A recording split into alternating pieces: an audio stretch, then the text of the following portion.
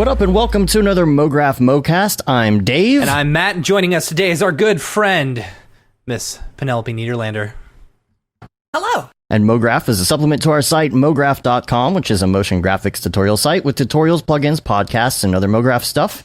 And on the show, we talk about everything ranging from motion graphics to Cinema 4D, After Effects, plugins, render engines, doing business, doing taxes, being a contractor, or working for the man.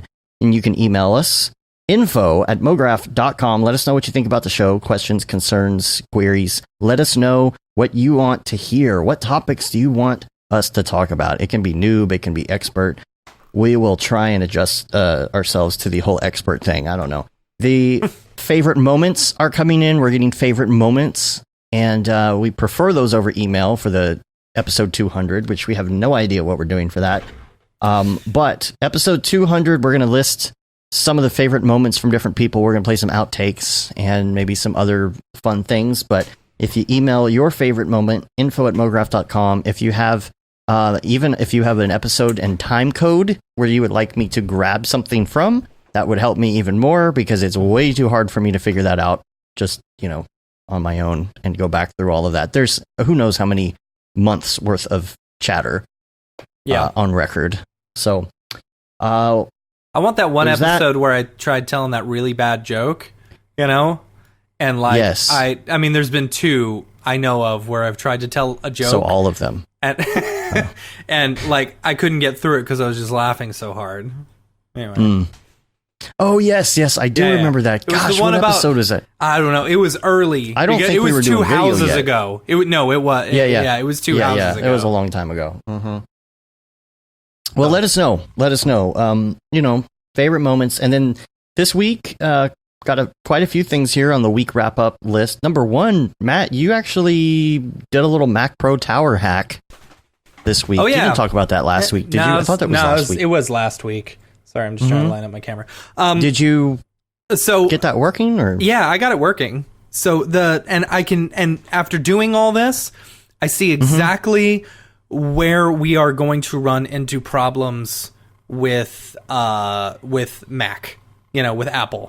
So, well, explain what you did. Okay, so I've got an old 2009 Mac Pro, right?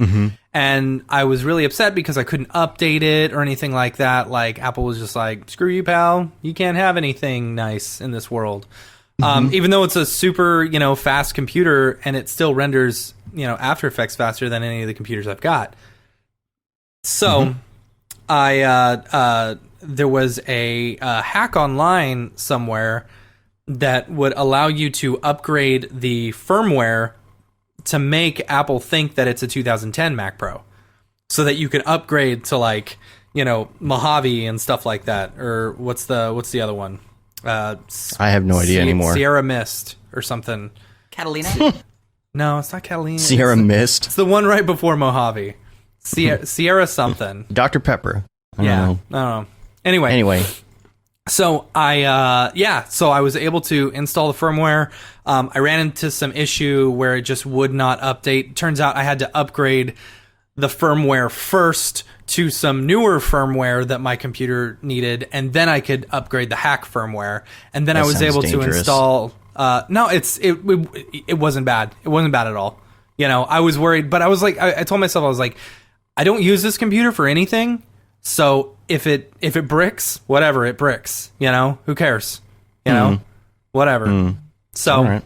I could just, So I went through, I did that. And so I wanted to upgrade to Mojave because I've got Mojave on my laptop, and it was running pretty nice. I'm like, well, okay, I want to be on the, newest one to get used to it. But turns out that when I was trying to upgrade, I had an AMD card in there, an old one, and they're like, no, you can't do that because you have to have a card that has metal in it, that works off of metal. Right. Like, oh, okay, that's weird. So that knocks out almost all NVIDIA cards, with the exception of a 680 Ti for Mac. So I was like, oh, okay, it's a 680 Ti. I'll just go online. They probably got them for $20, right? On eBay.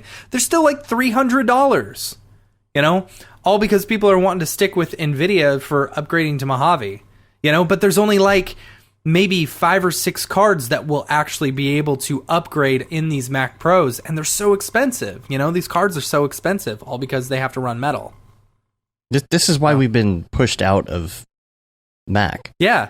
This is why. I mean, this is exactly why. How is it going to get any better? The thing is, if NVIDIA upgraded their drivers or whatever in order to work with metal, then it'd be fine. But because they can't, I can't even install my 980 Ti in my computer, my extra 980 Ti into this computer. That's ridiculous. It just doesn't see it. There's no... See, here's the problem with buying the new one. You buy the new $10,000 one, that's what's going to happen to you in a little bit. Oh my gosh. Hi, people. People's on. What's going on? He says your new haircut is dope. That's what I do. What's up, Mike? I really hope that you do a Chris Brown daily. I'm just saying. Yeah, do a Chris Brown daily. We'll talk about that in a bit. No, that's what's going to happen when you get that new $10,000 computer and you put it out there and start trying to use metal or whatever on it. What's going to happen in 5 or 6 years whenever that computer is still a beast? Yeah. But they just push you out of the ecosystem again because they won't allow updates just because reasons. Yep. I agree. If you buy something cheaper, you can keep it and you can swap things out. If something's not compatible, you just spend a little bit of money on a new one instead of a whole nother thing. I want to throw the baby out with the bathwater. You know what I'm saying? Is that the right use of that term? I don't know. I don't know. So, long story short, that was a big hassle. Yeah.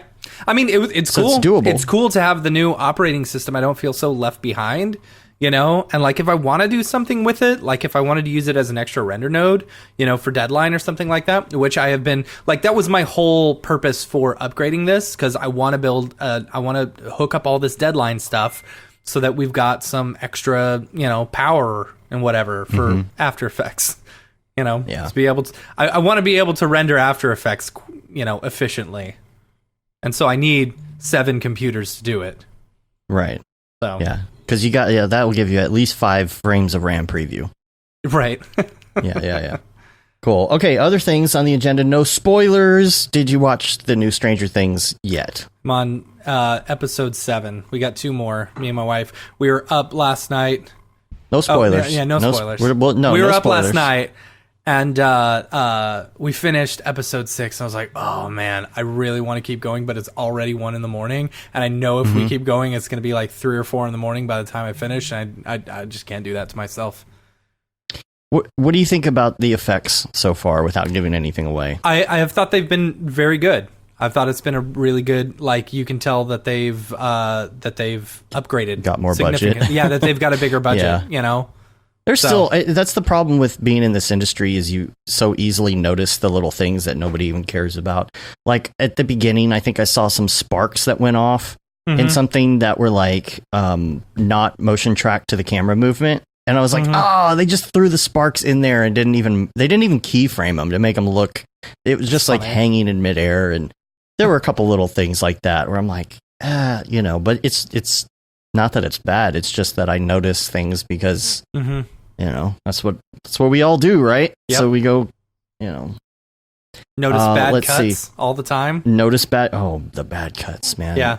Have I talked about that before? What drives me nuts is when people do they do the one camera shoots now, and they'll shoot the whole thing one way and shoot the whole thing the other way, and they don't have the cutaway. So they use a cutaway where they're saying something else, and it's super obvious, from behind, that the other person is not saying that. I've seen that a lot on Parks and Rec. Did that a lot. I noticed that a lot on Parks and Rec. New Girl is really bad about that. So, other things. Mario Maker 2 is out. So good. So Penny, good. do you have a Switch? Do I have a Switch? I do. Yeah. Yeah, but I haven't gotten into it, really. I bought it a couple years ago because I just needed it, and then I didn't. I just need that. Need that, though. I love Zelda games so much, and I would play every Zelda since the NES, and then I just couldn't get into the controls. It was too complicated for my brain. Really? So you haven't played the new one? Yeah, what is it called? Windy Breath? What is it? Breath of the... Breath of the Zelda? Breath of the Zelda. Zelda Breath. Yeah, no, I started playing it, and all I kept doing was throwing my weapons off of cliffs by accident.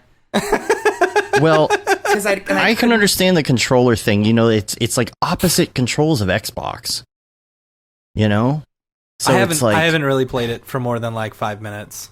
I'm not like a big invest my time in a game type person. You know. Oh, EJ and David are just talking about how much time they're wasting in Zelda right now, and I'm just like, I don't know if I want to play that because See, I enjoyed Mario Odyssey because like I could knock it out in like 2 days. You know. Was that the Hattie one? Yeah, that one's pretty fun. It's really fun. So the Mario Maker 2 is really good because it's okay, somebody told me Mario 2 is in there. I haven't seen anything Mario 2 in it. No, there's no Mario 2. I don't know why. Okay, but it's got Mario 1, 3, Mario World, and what's the other one? Mario the more Wii recent. U and Mario 3DS or something like that. Okay. Yeah. No, it's really good. I really like how they do it. So it's like game mode is like some of the most famous levels that creators have made on the interwebs. And what's great is they actually give you credit for what you created. They give you credit for what you created. See, that's the theme of our show today. Is getting credit for things that you do, you know. Right. So, other things on the agenda, Camp Mograph. Let's see. Let's reiterate the instructors and camp counselors, shall we? Do it. Shall we? Sure. I need to do it. I don't know. You're the one who's bringing it up. I do know everyone. Well, that's fine. I'm gonna have to pull up the video because I wasn't ready for this, yo. All right. So instructors, we've got. See, I'm just gonna have to go to the interwebs to pull this up. I got the staff up here. All right. Okay, there you go. You do it. All right, so instructors, we've got Jax Johnson, Satine Phoenix, EJ Hassenfratz, Greg Gunn, Patrick Goski, Caitlin Kaju, and Casey Hupke. For our fireside chat speakers, we've got Aaron Sorofsky, Ryan Summers, and Barton Damer. As our counselors, we've got Phil Roberts, Raid Zero, Gurnge, Billy Chitkin, David Ariev, Chelsea Ariev, Penny is joining us. Yeah. David Brodeur, Nick Reed, and a couple others of my friends who are just showing up. I'm super excited. It's going to be a lot of fun about this. It's going to be a killer event. Make sure and get your tickets. Penny, I want to know what questions you have about Camp Mograph. Golly, what questions do I have? What do you want to do for fun at Camp Mograph? Like, you're going to get there. Obviously, there's some classes to go to, some fireside chats, but there's so many activities. You know, things like that. I'm really excited for the stuff that's not like computery, like the you know, like I really want to take that. Mm-hmm. There's an illustration class, right? It's more character design. Yeah. Parents were getting into sports. And decided it would be great to just shoot me off for 8 weeks every summer. And I hated it. All the kids knew each other. 8 weeks? That's a long time. Yeah, a lot. That's so long. I was 6 my first year. Really? I hated it. It was terrible. I went 5 years in a row, and I wouldn't go again after that. Wow. After I developed some agency. Good Lord, that's a long time. Man. All right. Well. So this is this is it. Not too much pressure, but. Right. This is you recouping my childhood. I hope so. Sorry. 80s style. I hope we don't bring back any PTSD camp stuff, you know. No, it'll be more it'll be more like what's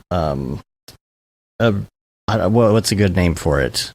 Revitalization and it'll be a redo. It'll be a complete redo of your childhood camp days. You can take this and insert the memory there, and then just look back on when you went to Camp Mograph when you were a kid. Yeah. I can't wait to see Phil, actually, because we haven't seen him IRL in a long time. So we can since NAB, watch the telly and eat an ice lolly, you know? And so... also, you don't have to be into camping if you want to come to Camp Mograph. That's true. I mean, we've got the cabins and everything, so it's not really going to be roughing it. Yeah, and I see some entries coming in as well for the Bendy Limbs rig contest. Oh yeah, to get a free copy of that. And the way that you do that, I really like. I played around with the bendy limbs this week. Yeah, I really like it. you did. It's super easy to use. Mhm. You know, the only thing that I was a little confused about is you have to have separate like arm, legs. You know, they all have to be separate from the body. You know. Oh yeah. But other than that, yeah. like, man, it's super cool. Yeah. Super cool. Really easy to set up. Well, And what's nice is like when I did a quick little animation with it, and I did two different characters. One was using bendy limbs, and one was like a little robot person that I just rigged up myself. mhm. And it was cool. So like the little dude using bendy limbs, it's cool because like when you're, I don't know, it's easy to create these like super exaggerated like when the what's the movements? I don't remember. Anyway, but like the legs were stretching, the squash and stretch stuff. Jeez, that's what I'm trying to say. Yes. Like it's really easy to create the cool squash and stretch animation with it. Well, there's the contest. Don't forget about the contest. I've seen some entries come in. So remember, if you go to our Instagram or our, well, I guess it would really have to be Twitter for this, but I guess you could do either. I'll just look and see. Yeah, you could do either on this. So you can share a story. You guys share a story if it's Instagram, but if you retweet it on Twitter, use the hashtag CampMograph, the hashtag Bendy Limbs, and then make sure that you tag iDesign and Camp Mograph on that. And then you could get a free copy of Bendy Limbs. Yep. Yeah. So there's that. And then the Monkey Legs judging is happening right now. It's in process. Of course, we had the 4th of July in there, and we had my crazy weekend with lots of tooth achiness, unfortunately. So I had the worst tooth pain in the universe, and I've had a tooth pulled before, way back in the day. But I've never, other than that, I've never had any other dental problems like cavities or anything like that. And so I had this pain that was just, I wanted to rip my head off, right? And by Sunday, it's like so bad. I'm like, where am I going to find a dentist on Sunday? So I go to this emergency place and they can't find anything. So then I look like, some druggie who's trying to come in to get pain meds, right? And that's the crappy part. When you have that kind of pain now, it's ruined for everybody. It's ruined. You cannot get, a decent painkiller anymore. And they're like, we don't see anything. They're showing me the x-rays. There's no cavity. There's no anything. And finally I said, here's the deal. Like, I got a popcorn kernel stuck in there about a month ago, and it hurt, and I pulled it out and it was fine. I said, is there any way that like something's under my gum? And so he looks and he gets the hook thing and he pulls it out in his glove. There's a less than 1 millimeter little piece of popcorn kernel that went under my gum, and it sat there for like 3 days and just caused like, it's insane what it does to your body. Like your nerves are shot. It's insane. Yeah. So if I'm a little loopy today, it's because I'm on painkillers. I ended up in the emergency room because of a root canal, a botched root canal. Yeah. And that was awful. Yeah. Like, it was the only time in my life I actually felt like I was going to die. Oh, man. Like, I started to worry that I was going to die because it was the worst pain I've ever been in my life. I've heard actually some women say that tooth pain can be worse than labor. Now, I don't know if that's true, but I heard that and I was like, man, if that's true, then geez, that is, it's awful. It is awful. But anyway, I know, so I had a lot of delays. Penny, I was trying to edit your video from DFWC4D last week. I just didn't get to it, but that will be out in the next week or so. We've got Slack. I also promised Slack would be, sorry, y'all. I'm super behind. Just getting ready for SIGGRAPH and being toothache. So Slack, I will open up Slack, I promise. And Matt, you have a promo code here for the SIGGRAPH events only badge if you're going to SIGGRAPH. Yeah. What is it? I forgot. CG Trader 19, all caps. I thought it was fireworks. No, that was for NAB. Oh, that's for NAB. Okay. Yeah, that was for CG NAB Trader. New York. So if you're going to NAB, NAB New York, you got and both. if you want you want a free exhibit only badge for that, use fireworks. If you're going to SIGGRAPH, or if you want a free exhibit only for SIGGRAPH, use the code CG Trader 19. Okay. So I'm curious who's going to SIGGRAPH, because there's not a release lineup for Maxon yet. I know I who's haven't gonna be heard too there. much chatter. I haven't had not too much chatter in the Slack. But is anybody in the chat right now going to SIGGRAPH? I'd like to know. Because we are trying to organize some sort of podcast, possibly on Monday night, because there's no show until Tuesday. Yeah. So, but we're waiting to find out crazy schedule. limo karaokeing. Oh, good lord! Not this time. No, that's just an NAB thing. That's Yeah. expensive. Yeah, That's it really is. expensive. Penny, you're going I am. to SIGGRAPH, right? Yeah, and Okay, I'm good. rolling with a bunch of good. my Rooster Teeth friends too, which I'm excited about. Oh, that's cool. Nice. Anyone we know? Doubt it. Probably not. No? I Okay. don't know. Okay. Yeah. Brian going? Oh, I don't know. I mean, he's still technically a Rooster Teeth friend, right? Yeah, I mean that's how I know him. Sure, let's say that. Yeah. Yeah. No, I'd have to ask Yeah. him. It'd be cool if he was. So yeah, we're looking forward to seeing everybody there. That's gonna be a lot of fun. And gosh, that was a lot of week wrap up stuff. But let's move on to some Ravcock. What's your flavor? What's your flavor? So the only thing that I do have today for render Had a engines, little bit more flourish at the end. Yeah, I know, that's pretty good. C4D Octane 2019.1 XB2 Test 1 Yeah. is now out for Yes.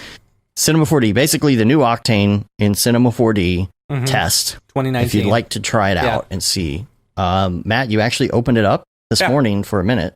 Yeah, I just wanted to try some of the stuff. And so, yeah.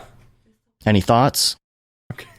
Any thoughts? Any good? The spotlight doesn't work. That's Really? yeah. So it's What is it? interesting.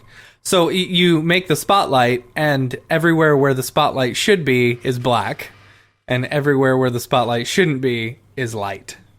It's like So- there's something blocking it or something. Negative you know? spotlight. Yeah, it's a Inverted negative spotlight.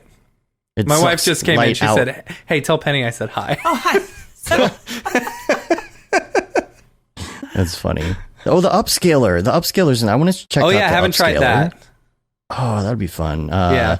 Impulse said the upscaler is a bit sketchy. Well, it is beta. So Yeah.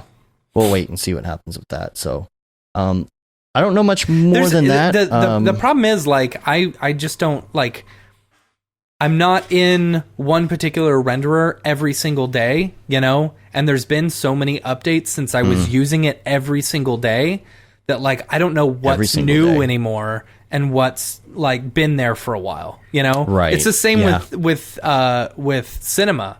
You know, there's been so many updates. Like the other day, you were going through, you know, checking out some stuff, and I was like, oh, this is actually in the current version.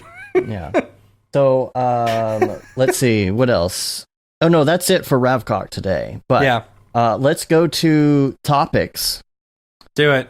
because I want to know more about Penny and not just about Matt's week last week.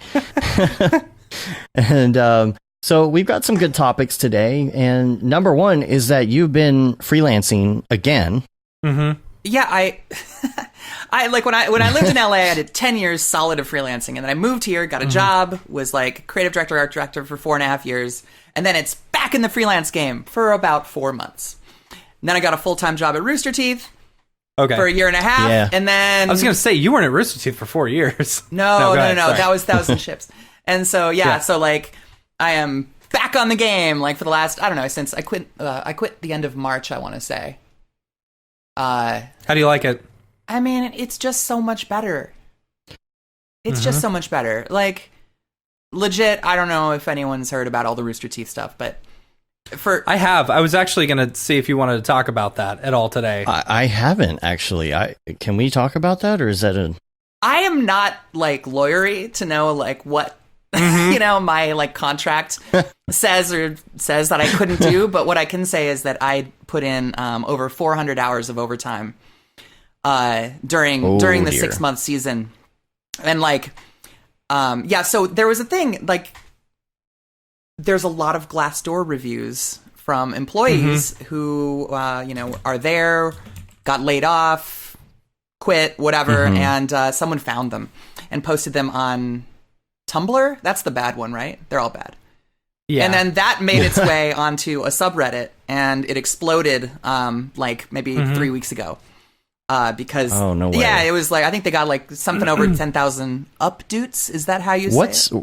updoots? That's only if you're. That's only if you're into skeletons, right, Mr. Skeleton updoots. I don't know. Oh, the internet. Like Love the upvote. It internet. depends on the subreddit, right? Yeah. The skeleton stuff Yeah. are updoots. The like the our trees, the pot subreddit. That's up tokes. Oh, okay. See, I didn't even know that. I don't know. Yeah. I've should never know. been a part of Reddit and whatever, but it went big. There's a whole bunch of like videos on YouTube now of like kind of talking about it, and the CEO publicly apologized, and Yeah, I was gonna say on Cartoon Brew. Yeah, there was they Jeez. did a whole article about it. yeah, I don't know, but like, do you think that's What gonna subreddit? change? it's the Ruby subreddit or the Rooster Teeth subreddit. I'm not sure. It's the Rooster Teeth subreddit, I believe. Yeah, Oh, okay. I think I Okay. remember reading it. Yeah, so like the history, I was the lead comp artist for the show Ruby, which for a couple years was their biggest show, and a million views an episode kind of thing. So pretty big for like an internet show. And Yeah.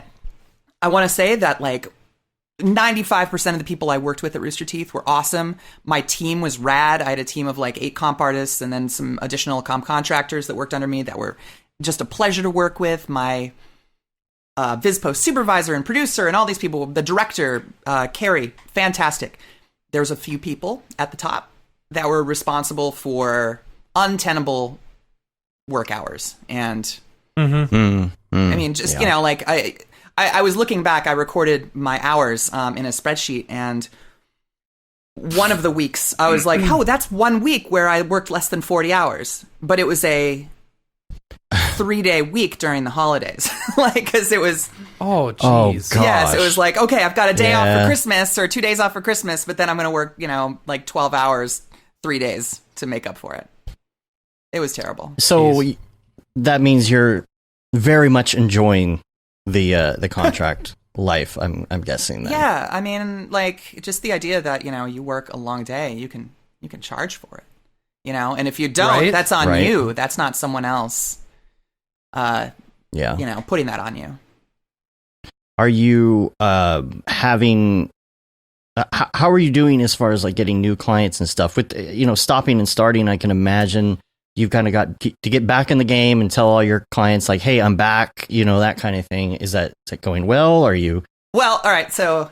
Or is it our typical struggle? Let's talk about that. I mean, because we, as freelancers, we all have slowdowns or something like that, or you're getting back into the freelance world. I'm sure. I mean, I'm sure have no fear of being freelance, because you've done it for so long. I mean, I'm sure there's maybe just a little bit, but like, I mean, how do you jump back into it? Well, so like my LA time, I mean, it was slow in the very beginning when I first got out of school, but I built up clients, and like working in LA at that time was pretty effortless.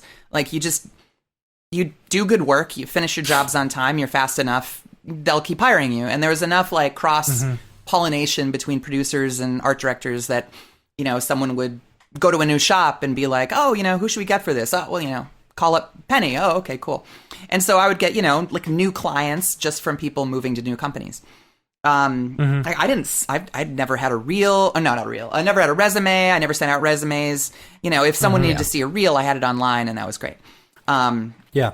But I feel like I'm back to how I was when I first moved to Los Angeles with a suitcase full of VHSs, right? Where I'm, Yeah. because that's how we used to do it before DVDs. Right. Yeah. Right. I think that the stop and start was a little bit hard for clients because it's weird, that time period when I moved here and I took the full-time job, I would still get emails from LA clients and be like, hey, remote is cool. And I'm like, no, you don't understand. I'm full-time at this place. I can't take remote work. And then they stopped calling. And then I quit, or I got laid off from that job. And I'm like, hey, I'm freelance again. Oh, great. Awesome. And then, oh, sorry, I can't take those jobs because I've gone full-time somewhere else. Right. Right. So, Yeah. Yeah. And You come off as like flaky or something like that. And yeah, I get that. And then factor in my own anxiety about like interpersonal relationships. And my favorite client from Los Angeles has been really great. Like if I have free time, like I will tell them and they'll be like, oh, I think we have a job. They're the ones who I did like the Tick title and Tales from the Tour Bus and stuff.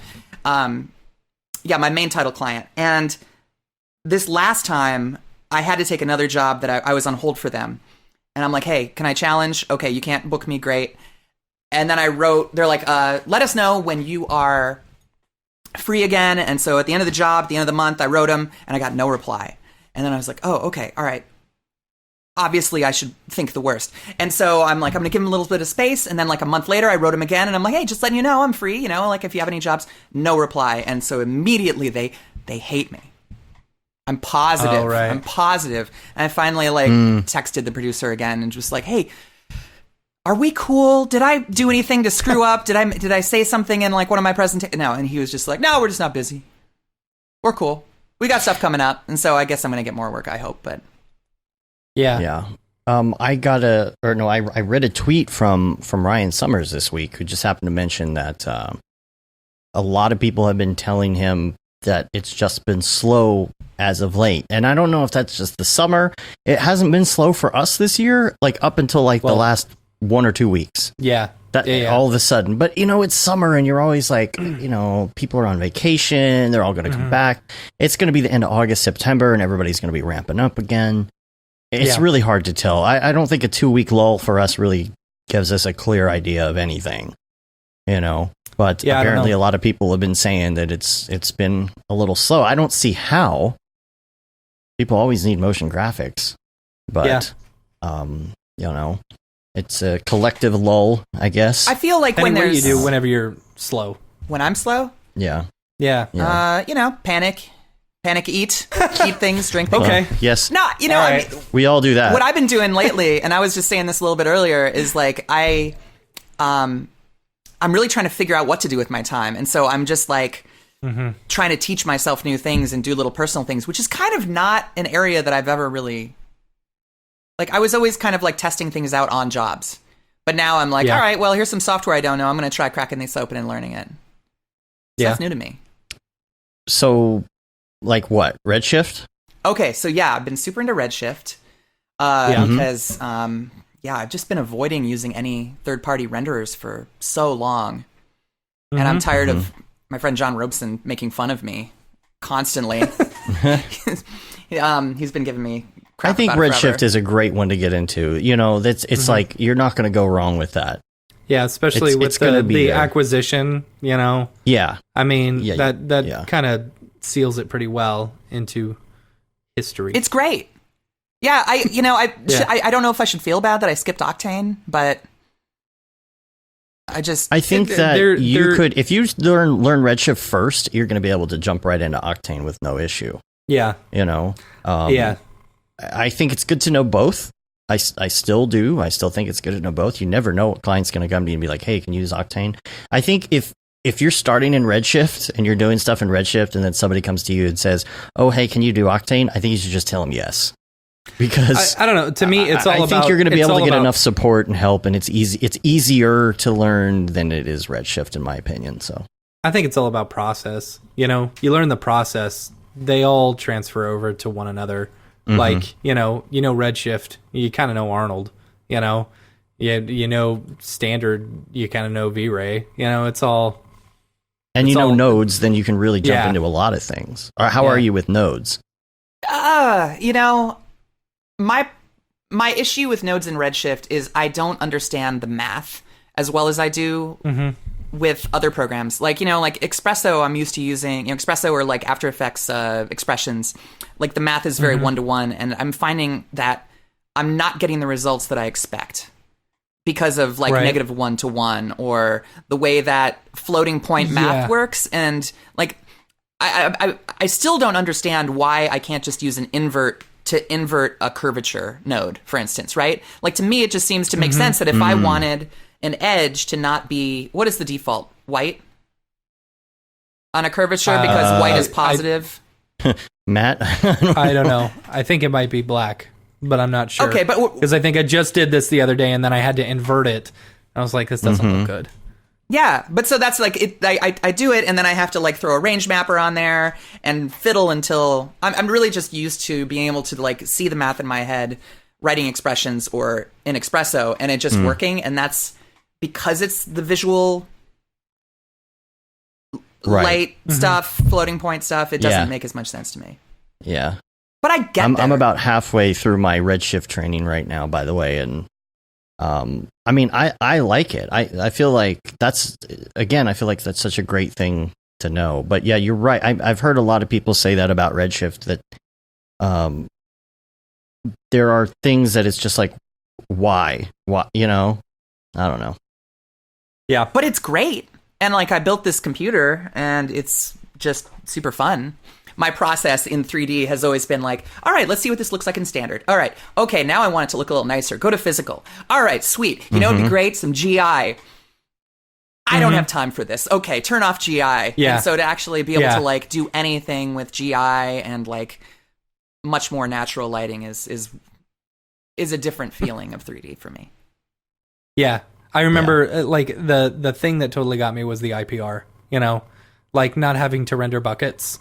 And just being able to see it immediately, like going from V-Ray to Octane, it was like, okay, I'm going to see how this looks. I'm going to wait 15 minutes, you know, versus to like instant feedback on my lighting. It's like, wow, that's insane. Mm-hmm. Yeah. I wonder if some of those little oddities that people are like, why is this like that? If some of that's going to be kind of cleaned up. What do you mean? Now that Cinema 4D, now that Maxon has taken over. So it's like, there are those little oddities as far as nodes go. I mean, Matt, you've brought up some of those things before. Like, why can't we just have it like this? It would be so easy if it were like that. The number one thing that annoys me so much is scaling like an image or something. Why is it that when I make the number bigger, it makes the image smaller?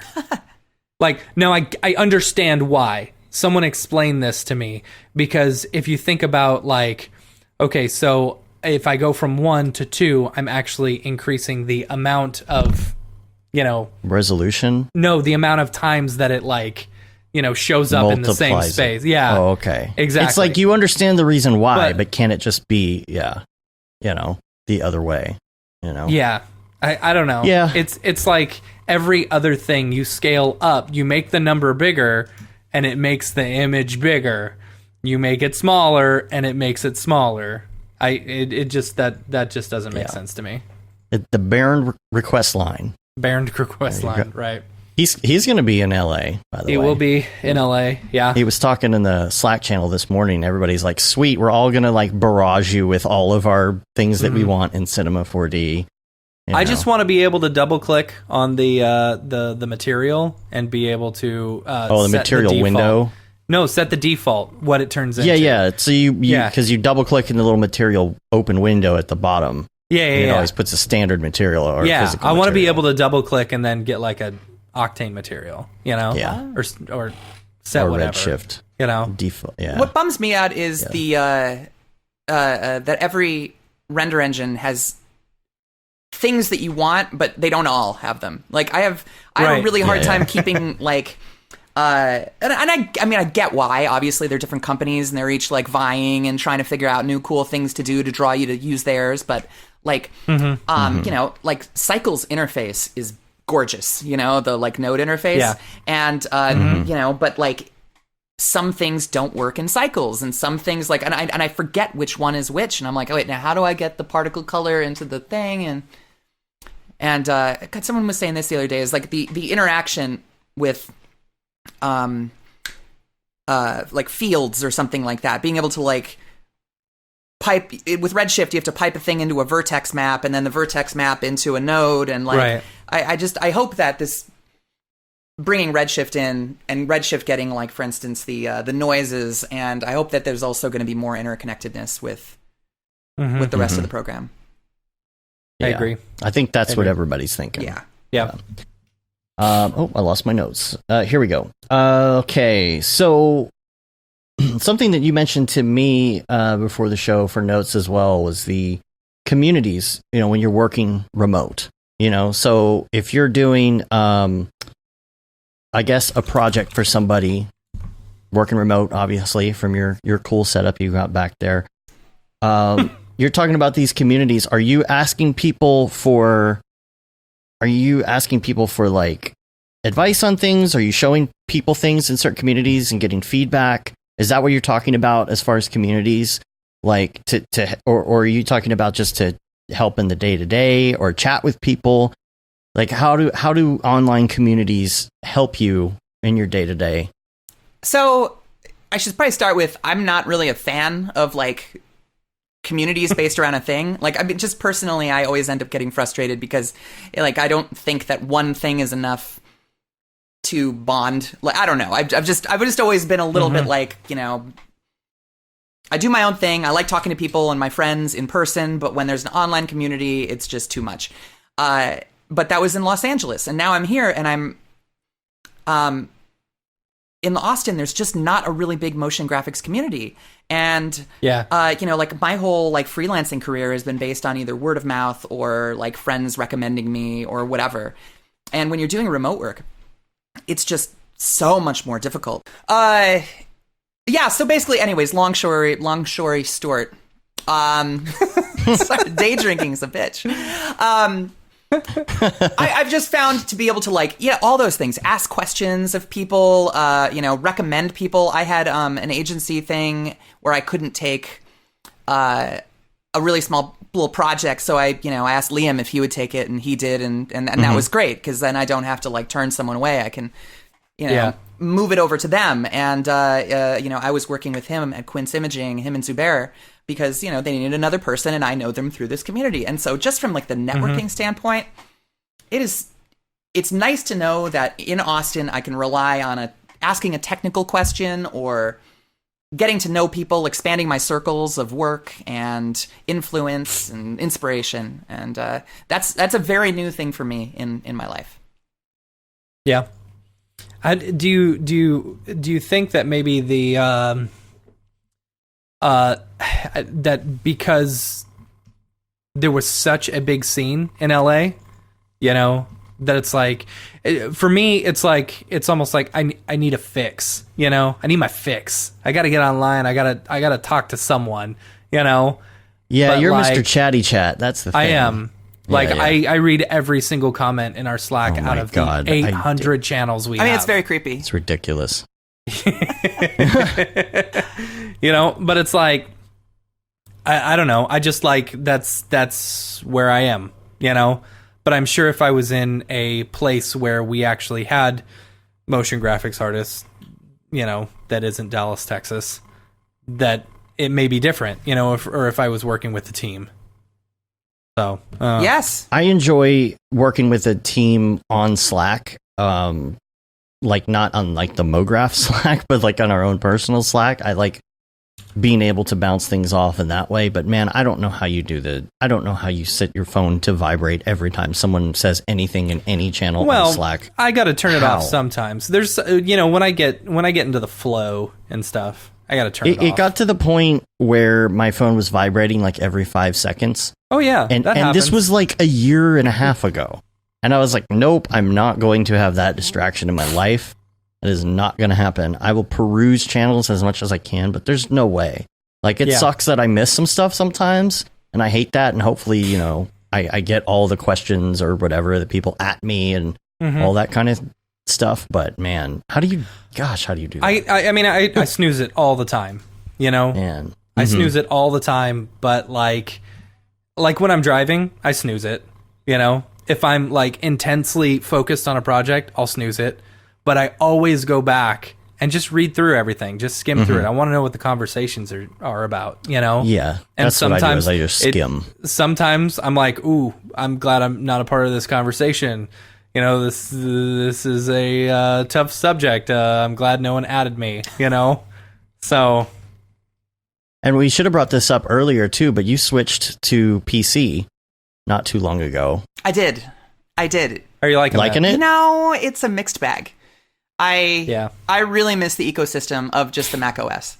And like, I stuck with it because the time savings I had with just those little OS-y things and being able to like, it to talk to my iPad and my iPhone and you know, how easy it was to set up networks. Like I always was my own IT, you know, so at various times I've had, you know, half a dozen workstations and servers, and when they're a Mac, it's so easy, you know, Mac OS X server versus like getting my PC to talk to anything. Yeah, I don't have to go through like, you know, the PC's Windows still has wizards to set things up, and I'm just puzzled. You know? That drives me nuts. It's crazy, and it's like, this interface is cool. This is a great 1993 interface. I love that you kept this. Nostalgic for when I had Windows 98 as my last Windows. But like the speed comparison, and I mean, like, so I can't even really use Cinema on my Mac, my 2017 MacBook Pro, because the graphics are just not. There's something where I'll run something and I can't stop it. It won't stop the playback. And I feel like that happened with like one of the more recent like OS updates. Yeah,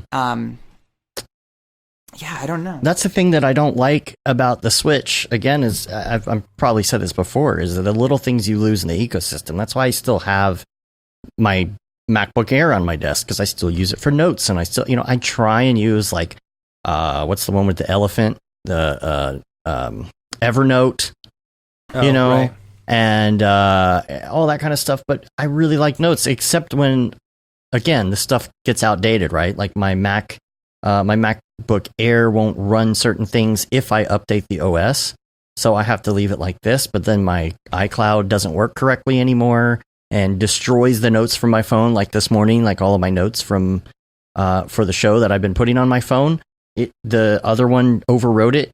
You know, things like that that stuff's starting to not work anymore for Have me you had this problem? because I can't update with notes. About a year ago, because I have like 500 notes on my phone, it's too slow. It freezes as I'm typing notes. Weird. It's text. What is so hard about text? But it became useless to me.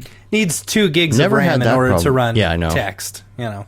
Yeah. No, I don't have that issue. I have a lot of notes, and I've never had that issue. But yeah, it's little things like that where it's okay. Those things aside, you know, there's still so many things like texting. You know, when you're on a Mac and you've got an iPhone and you've got your messages, and you can type a response back to someone on your computer without using your phone, which can be good and bad. You know, there's things like that I miss. But as far as like your apps, Cinema 4D, After Effects, what else do you use on a daily basis? I mean, those are the big ones. Yeah, right. Yeah, I guess those two. I mean, you don't need anything else, right? C4D and After Effects. well, I mean, like, So- you know, they're just you know, like Mocha and all the other kind of whatever apps. But yeah, I mean, those are all the same. Have you had any other issues besides like the obvious missing app stuff? You know, have you had any hardware issues or anything like that you no, miss or? so I know that some people don't love the Mac ecosystem because, like, if something breaks, they have to send the whole computer back or whatever. And I do regret that I can't just upgrade the RAM myself anymore. Like, I was always, you know, taking apart and extending the life of my MacBooks because I could put a new SSD instead of the hard drive and update the RAM and whatever else. I miss that, but I've also had motherboards completely fry out, and I can just drive it to the Apple Store and they give me a new one. I mean, like, I had an $800 motherboard fry out on me on one of my computers, and they just replaced it for me. And it was like, it was out of warranty. And they were just like, oh, no, actually, sometimes this happens. So, I mean, I've had really good experiences. I've had probably, you know, well over a dozen Apple PCs, God, probably 20 or something like that. I've had Xserve servers, Xserve RAIDs, the service. Old school. And, yeah. But they were great. They worked fantastic. I never had any problems. Yeah. Zubair's asking a question in the chat about Synergy, because some people use both, like I do. And Matt, you do. You actually use Synergy to go between the two, or you did. I used to. Back when I had all my computers set up, like I had 4 computers at once, and I used Synergy for everything. You know, one mouse, one keyboard, being able to go between everything and all my screens and stuff. Super easy to set up too. It used to be called Synergy. It's probably still called Synergy, but the company is now called Seamless, Symless. Well, because there's- it's cool to get rid of the eyes and put a Oh, Y. yeah. Yeah, I'm looking missing at you, EJ. Yeah, missing vowels and Right. yeah. Matt is spelled with Click a Y, R. right? Right. Yeah. Yeah. Yeah. M-Y. M-Y-T-T. MYTT. Yeah, Yeah. Yeah. Yeah. Actually, I'm just going to replace all the letters in my name with Y. Yeah. It's all just Y. Yeah. It's like your cat stepped on the keyboard. That's how you spell my name. I used to have, I don't think it was Synergy, but I had something else that would share, but I don't even bother with that stuff anymore. Honestly, I have the MacBook right here. I just move over here. I don't need to like move the mouse over to it. I'll just use my hands. Yeah. But I know people who have like the setups where they need like a KVM switch or they need, because they are like really using both of them. If I were actually doing anything besides notes on this, yeah, I probably would do the same. Yeah. But at least it works between the two platforms. Yeah. That's nice, I guess. Yeah. Yeah, it does. What about X particles? Have you been doing any X particles? I mean, I've been trying to like learn it more. Gosh, I am so late to the X Particles game. I only got my first copy a couple years ago. Because that would be another good one to learn. Besides, Redshift, to know X particles. That's like everybody uses X particles now, and it's just like so many people will be on Slack or somewhere and be like, "Hey, I need someone that knows X particles." I see that all the time. I will say, so X Particles just had an update, I have a feeling it's going to, you're going to see a lot more X Particle stuff, like a lot more smoke and fire and liquids and stuff, because for me, I always shied away from it because it's like, okay, how do I set this up again? Okay, I'm going to go into, the X Particles online documentation, watch a video about it, and then try and figure it out, blah, blah, blah. But they just introduced the new shelf, which is similar to like in Houdini, where you can just click on like a button and it automatically creates everything for you, which is so fantastic. I'm going to have to check that out. That sounds it's fun. Pretty cool. So it's like, okay, I just need some simple smoke. Boom, click on it. It creates a sphere. It puts everything in there, and then you're good to go. You're good to start. Ooh, I need some like fire. that. Okay, cool, done. I like that. I think they have a like a campfire as well. You just Every click single on day. that every single day. So, I you know what? I'm going to install that because I'd like to have that for a presentation I'm doing pretty soon. So yeah, I'm going to install that today. Yeah, I would cool. love that kind of thing sounds so nice. I've always tooled around and then saved things, and then I'll grab those and see what I did. So like my own version. But yeah, like the intimidating thing about X Particles or any kind of like systems that have so many options and so many daemons and stuff is remembering what all the features do, not knowing what they mean, Yeah. What I like doing on that is, if I have time, is to just take a basic system and add one thing and just start moving the knobs and just see what happens. Yeah. Because that's really like, I would rather do that than just sit down in front of a manual and say, here's the list of all the things and it will do this thing. I'm like, no, just let me just like play with all the knobs. It's like when you get like a keyboard, like a brand new like piano keyboard, or and something. You play the demo song, right? Play and the then demo you pretend song. like you're playing it. Yeah, you take all the demo XP stuff and pretend you made it, just like Chris Brown. So, We'll get there. We'll get there. So the thing is, I like to, if you're playing with a new keyboard, or you go to like Guitar Center and you want to play with, you're like turning all the knobs. You're like, ooh, what does this do? What does this do? Oh, it's going and just it's making weird noises and stuff. Sounds. Just immediately to the cat sounds. Yeah. Meow, meow, Yeah, meow, yeah. meow, meow, meow. Yeah. And turn on your Instagram filter and put on your cat ears. Yeah. Oh, wait, here. No. Oh No. gosh. No. Yeah. Don't do I'm the audio. Instagram IRL. Oh boy, don't do the I audio. won't do the please. voice. Okay, good. I can't do it when we're live. When we're recording, you Creeptastic. can't turn on the cat filter. Sorry. Crisis averted. Mm-hmm. Crisis averted. Okay, so Travis Ragsdale, who we just found out is a Dallas In person. Dallas? What's up, Travis? Yeah. We're going to be hanging out in Dallas and Austin at the end of August and September. and beginning of September for some meetups to be announced later. And so we would love to meet you. And he also has a question. He says, any good resources for X particles?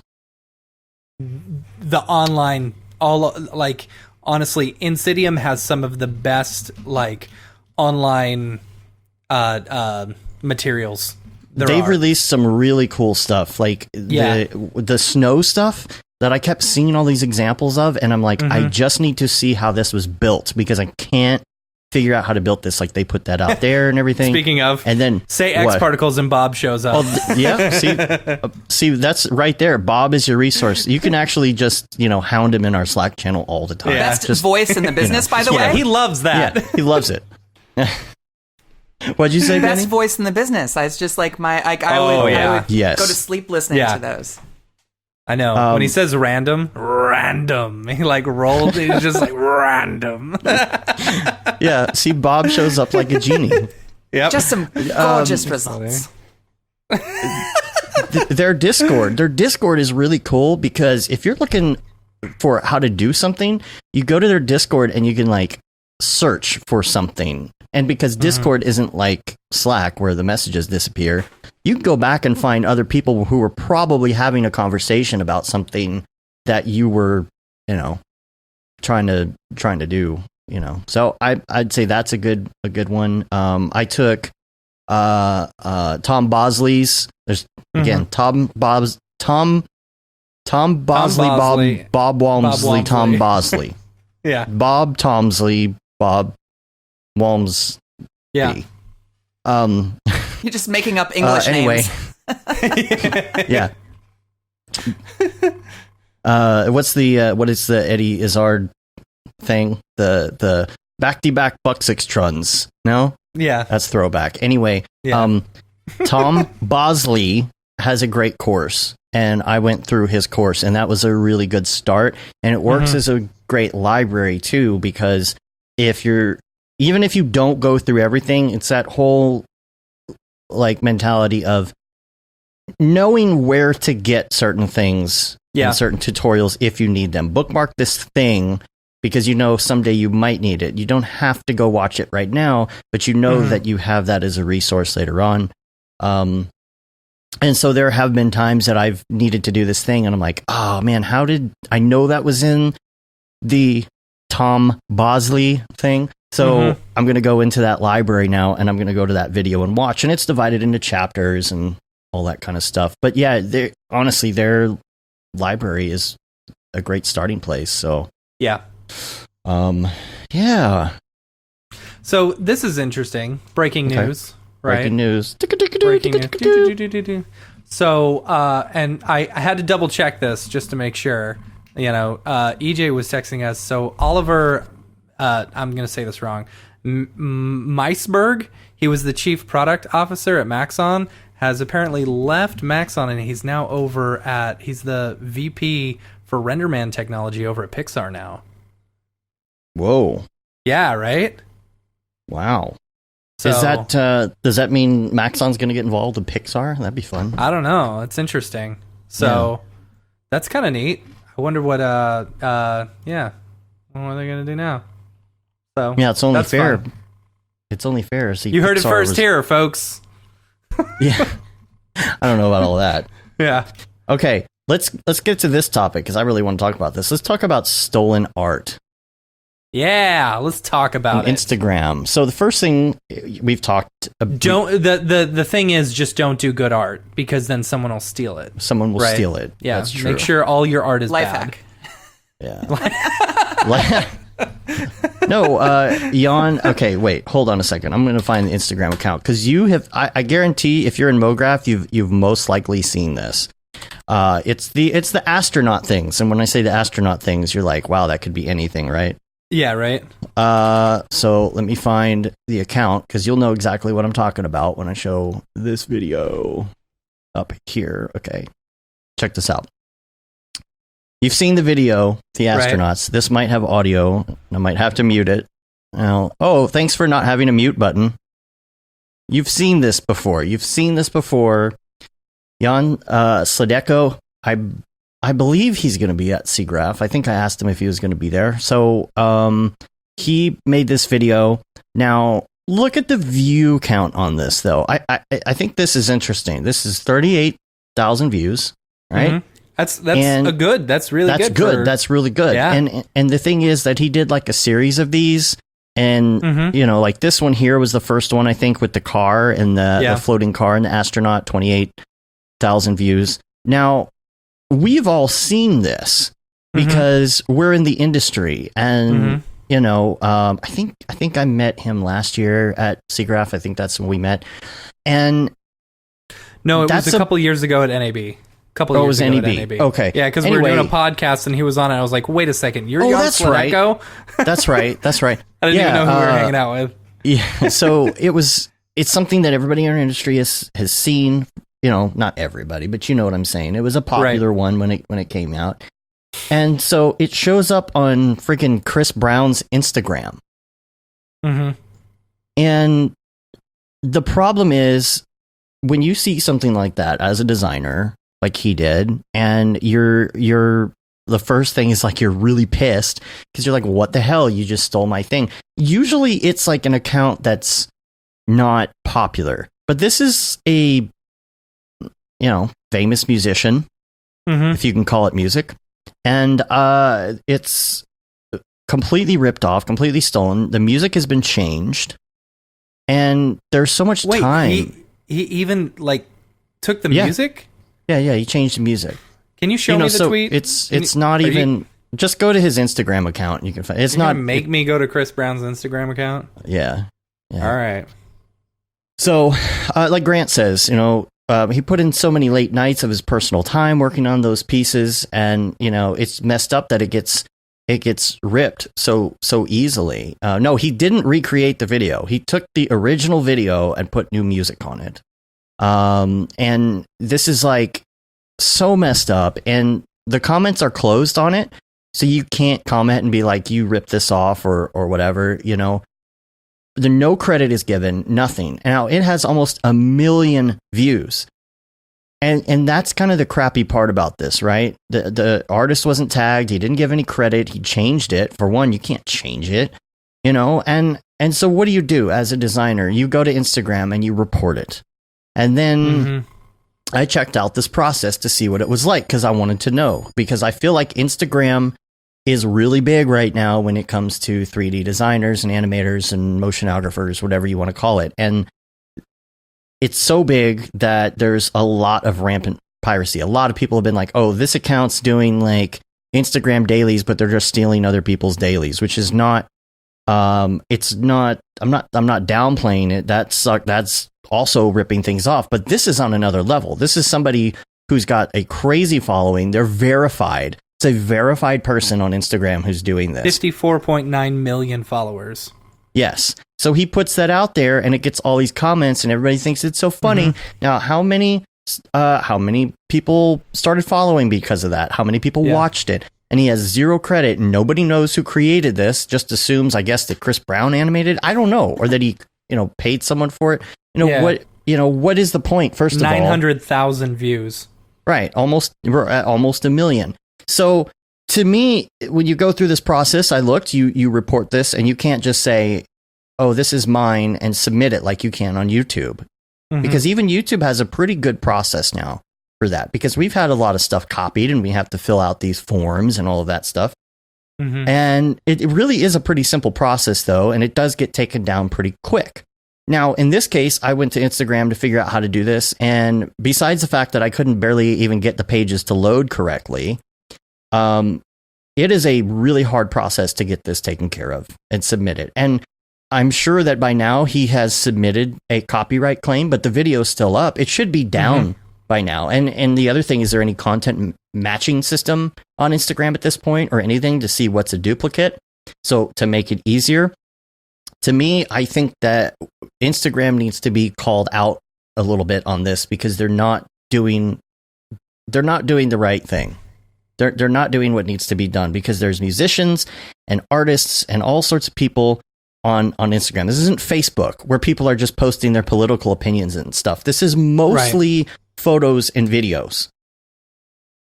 Yeah. So like this is something that seems like it would be kind of easy to contain. Travis says, I love repost accounts that don't change the post and give the artist credit. I feel that's a great way to discover new artists. Absolutely. But there's no credit given. He says, but I've had people repost my stuff and throw like 5 different Instagram filters on it, add their own music and watermarks. See, that's changing it. There's no like Creative Commons thing you could put in and say, reuse without modification or anything like that. It's just nothing. It's just nothing. And that's what pisses me off. They put the comments on hold so you can't comment that this is stolen work. You can't get the followers and the views back. That's the thing. It seems to me like if you steal someone's content, that all the comments and all the views should be automatically moved to your video. I feel like he deserves those. He deserves those million views. Totally agree with you. But like, what are views going to get you? Views aren't going to get you like exposure. Okay. Okay. So they say, oh, you're right. We're going to move all those views. But like those views were still seen as Chris Brown's account, No, what those views should be. They should move those views for you. To your it doesn't matter copy of the because video. Like, it does because it helps your numbers. Here's what I'm saying is it may help your but like those are if you're an account views. with 1 million views on a photo or a video, that's going to be a big deal. Yeah, that's great. That's super good and everything. But like you have 1 million people who have already watched a video. Okay, you move those views over to someone else. It doesn't change the fact that they still saw it under Chris Brown's account. They didn't see it as Jan's account. But the people that liked, I don't know. It changes the algorithm a little bit, though. Like, you're more likely to be seen because it'll, like, in future searches. That's what I'm saying. That's what I'm saying, because now you have this, like, really high count thing. I feel like you deserve that as some sort of payment. Because what's the other option? The other option is go to court. Yeah. And I heard you can't take Chris Brown to court because he beats everybody. Oh. It's pretty. This whole stealing thing is pretty rampant in our industry. Did you see the thing from Ash Thorpe the other day? Oh yeah, I did. What's going on with that? There's a Area 51 and flying saucers thing on Netflix. Yes, that was in the did, top thing today. At like 54 minutes, like they straight up used a shot from that. It was Ash Thorpe's. Now again, I'm going to ask the penny question: was this exactly the same shot, or was it just recreating what he created? I think they straight up stole his material. Mm-hmm. My gosh, sorry, my dog's Wait, barking. is this the other dog? But wasn't there something weird? Like the artist actually sent something to Ash and said, "You used my material." Or something No. weird. I thought I saw something. No, Maybe I was just reading Twitter backwards. I don't know. You were probably reading it I backwards. don't understand kids these days and their social media. He said, he tweeted, he said, "Hey, Netflix and Jeremy Corbell, you have art of mine in your film that was never commissioned, paid for, signed off on. I would like it removed immediately. Here's the work that it was used at 54 and 55 minutes. I heard that there's something about this person, like he trolls people a lot or something. I don't know what it was. It was a while back. I don't remember what it was, but I did notice that was on the top, like recommended or whatever on Netflix. Yeah, I mean, Ash filed a copyright claims with Netflix, and then he spoke with the director, and the director says he's doing everything in his power to remove his work from all the copies of the film. But I don't know how that works out with Netflix. Do you have to like resubmit a new? You just re-upload. I mean, you've got a contract with Netflix, so you've got contacts, you've got an email address. You call, you say. I mean, it's got to come down. It's got to come down immediately. It's the the immediacy of the whole thing. Somebody rips off your work on YouTube, and then you got to spend 2 years while they make a bunch of money off of it. Yeah, but trying to take it down, and then you don't have any money. We, for example, like how do you get someone to? I mean, there's so much material being put out. Yeah, Travis hit it on the head, because I was actually thinking this. They took the Starbucks cup out of that HBO. All you're doing is replacing a file on a server. I'm sorry. It doesn't take that long. I agree with you. but like, for example, we are a news podcast, whatever you want to call it, right? And so under Creative Commons, if we're showing off something... Well, not Creative Commons, but copyright law. Whatever, copyright law, if we're showing off something, it's fair use because we're showing it off, right?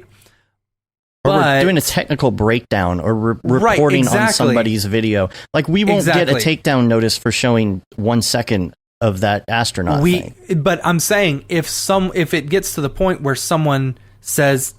this is a takedown notice, and they immediately take our whole thing down, and then we've got to fight this for a while. It's pretty crappy. Like, you have to have someone who can go through everything. I'm just playing kind of devil's advocate here. I think Chris Brown should take down the thing because that's obviously blatant, ripping off. Right. But still, like, I don't know.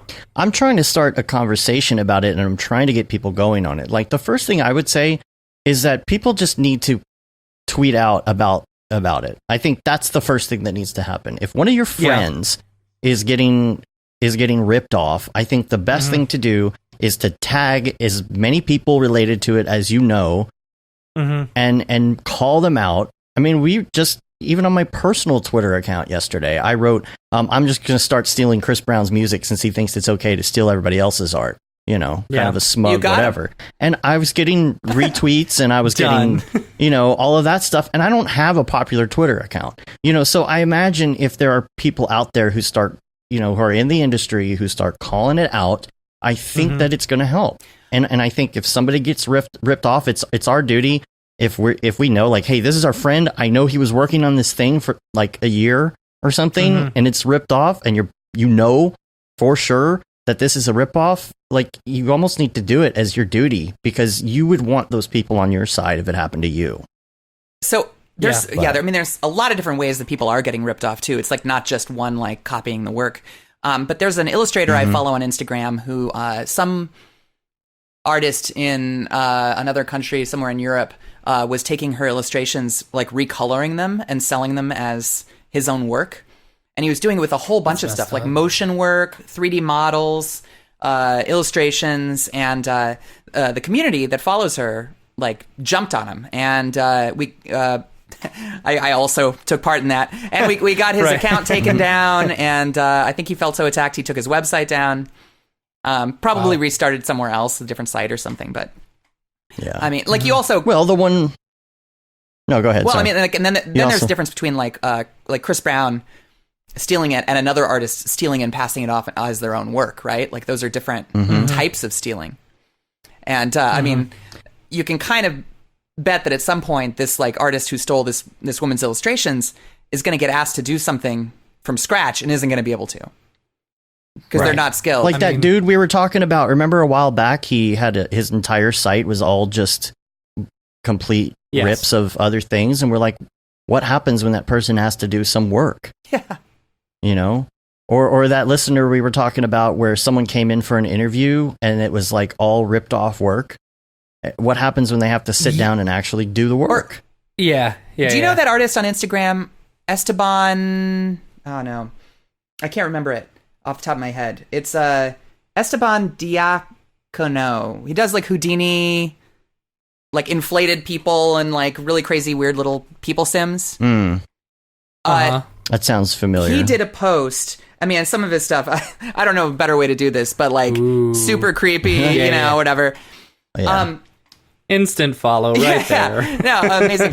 And he did a post where he's like, so I happened to see a fashion shoot, a fashion show thing where this student did a whole lineup of, like, models that were wearing big inflated red circles. And, like, it was a whole bunch of things that looked exactly like all of his stuff.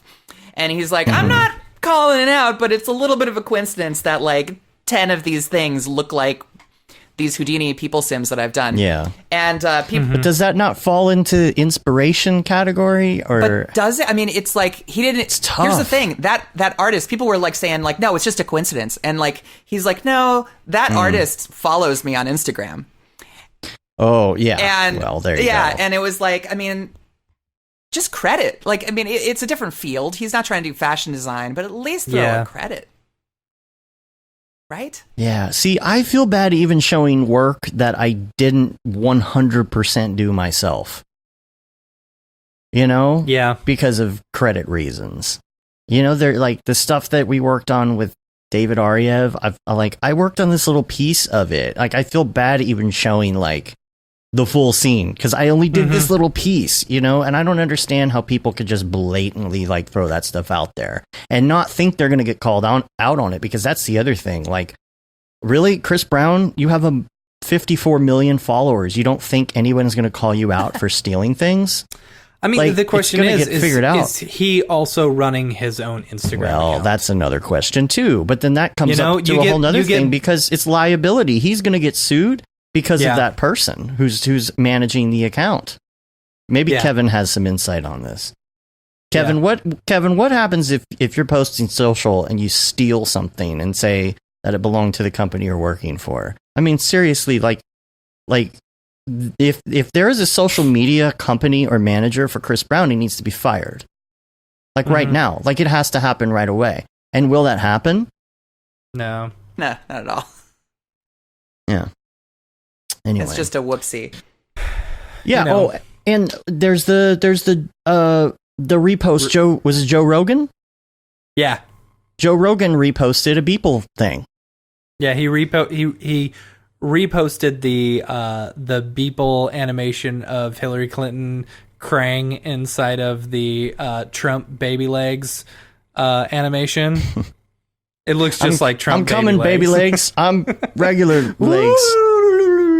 That's what I sound like when I run. I'm baby legs. So I'll just bring up the thing so we can see. This was Joe Rogan. This is right? this is a good way of doing it. Yes, this is an Joe example Rogan. of how you do it. How do you spell his last? Okay, I got it. Rogan. Was it? It must have been recently, because he just posted that the other day, right? Okay, here it is. Yeah. Oh, and he reposted the link to Instagram, so it doesn't even show up. Okay, so this tweet here: what a fun time to be alive. Hashtag repost at Beeple. That's right. At Beeple. You know, so he's literally saying, this is a repost. This is Beeple who made this, and this is cool, and I like it. And he's linking to it where he did it like on his Instagram. But again, repost at Beeple crap on Instagram, you know, with this repost app, whatever it is. Literally saying, like, if you like this and you like this art, you should follow this Beeple guy. You know, you may have heard of him. But I do think it's interesting that he posted it as his own account and not like a story or something. It is cool that he tagged Beeple, and I'm sure Beeple wouldn't care. I'd be interested to know how he feels about it. Yeah. I mean, I'd be ecstatic if somebody did that and said, look at what Dave did. Yeah. Look at what Dave did here. Dave did this thing, and here's this thing, and I'm reposting it. You know, and here's his thing if you want to follow him for more of this crazy artwork. To me, that feels like it was done correctly. Yeah. You know. You going to play the animation? Because it's so great. No, well, it's going to be in Beeple's People today anyway, so we'll come back to it. But 2.4 million views on that. Yeah. You know, and how many did Beeple get? Beeple gets a lot of views, but, you know, I'd be interested to see how many he got. I mean, that's great. That's a great example of like actual exposure. See, he had 277,000 views on the original video, and on the picture he had, well, it doesn't say, but he had 300,000 on the animation on Instagram. Yeah, you know, but like 2.4 million versus 300,000, like you're talking about the exposure dollars. Yeah, or the algorithm or whatever. I mean, right, those numbers should go. You know, yeah. Kevin says, much like you said, Dave, stolen content needs to be reported to even be reviewed for potential removal. Bottom line, there can be very little accountability with hijacked content on Instagram. Can I? I think it's a conversation that needs to be had. Go ahead. Go ahead, caller. Long time listener, first time caller. This is my favorite thing that just happened to me, though. Is so here is my Instagram account, and all right, here is one I happened to find that is What? that's It's literally pictures of you. it's my description even, and my So that's a bot. and my Facebook thing. But here's the thing: they tagged me. Oh, that's hilarious. They tagged me in one of the reposts. That's weird. That's So- really weird. That's got to be bot stuff, right? Yeah, but I mean, if Instagram can't even handle like an obvious copy, like the thing is, like Instagram, Google, Facebook, all that stuff is, it's all automated. Like they don't have, like if you try to do anything with YouTube, you can't get anything changed on YouTube because their entire system is automated. Mm-hmm.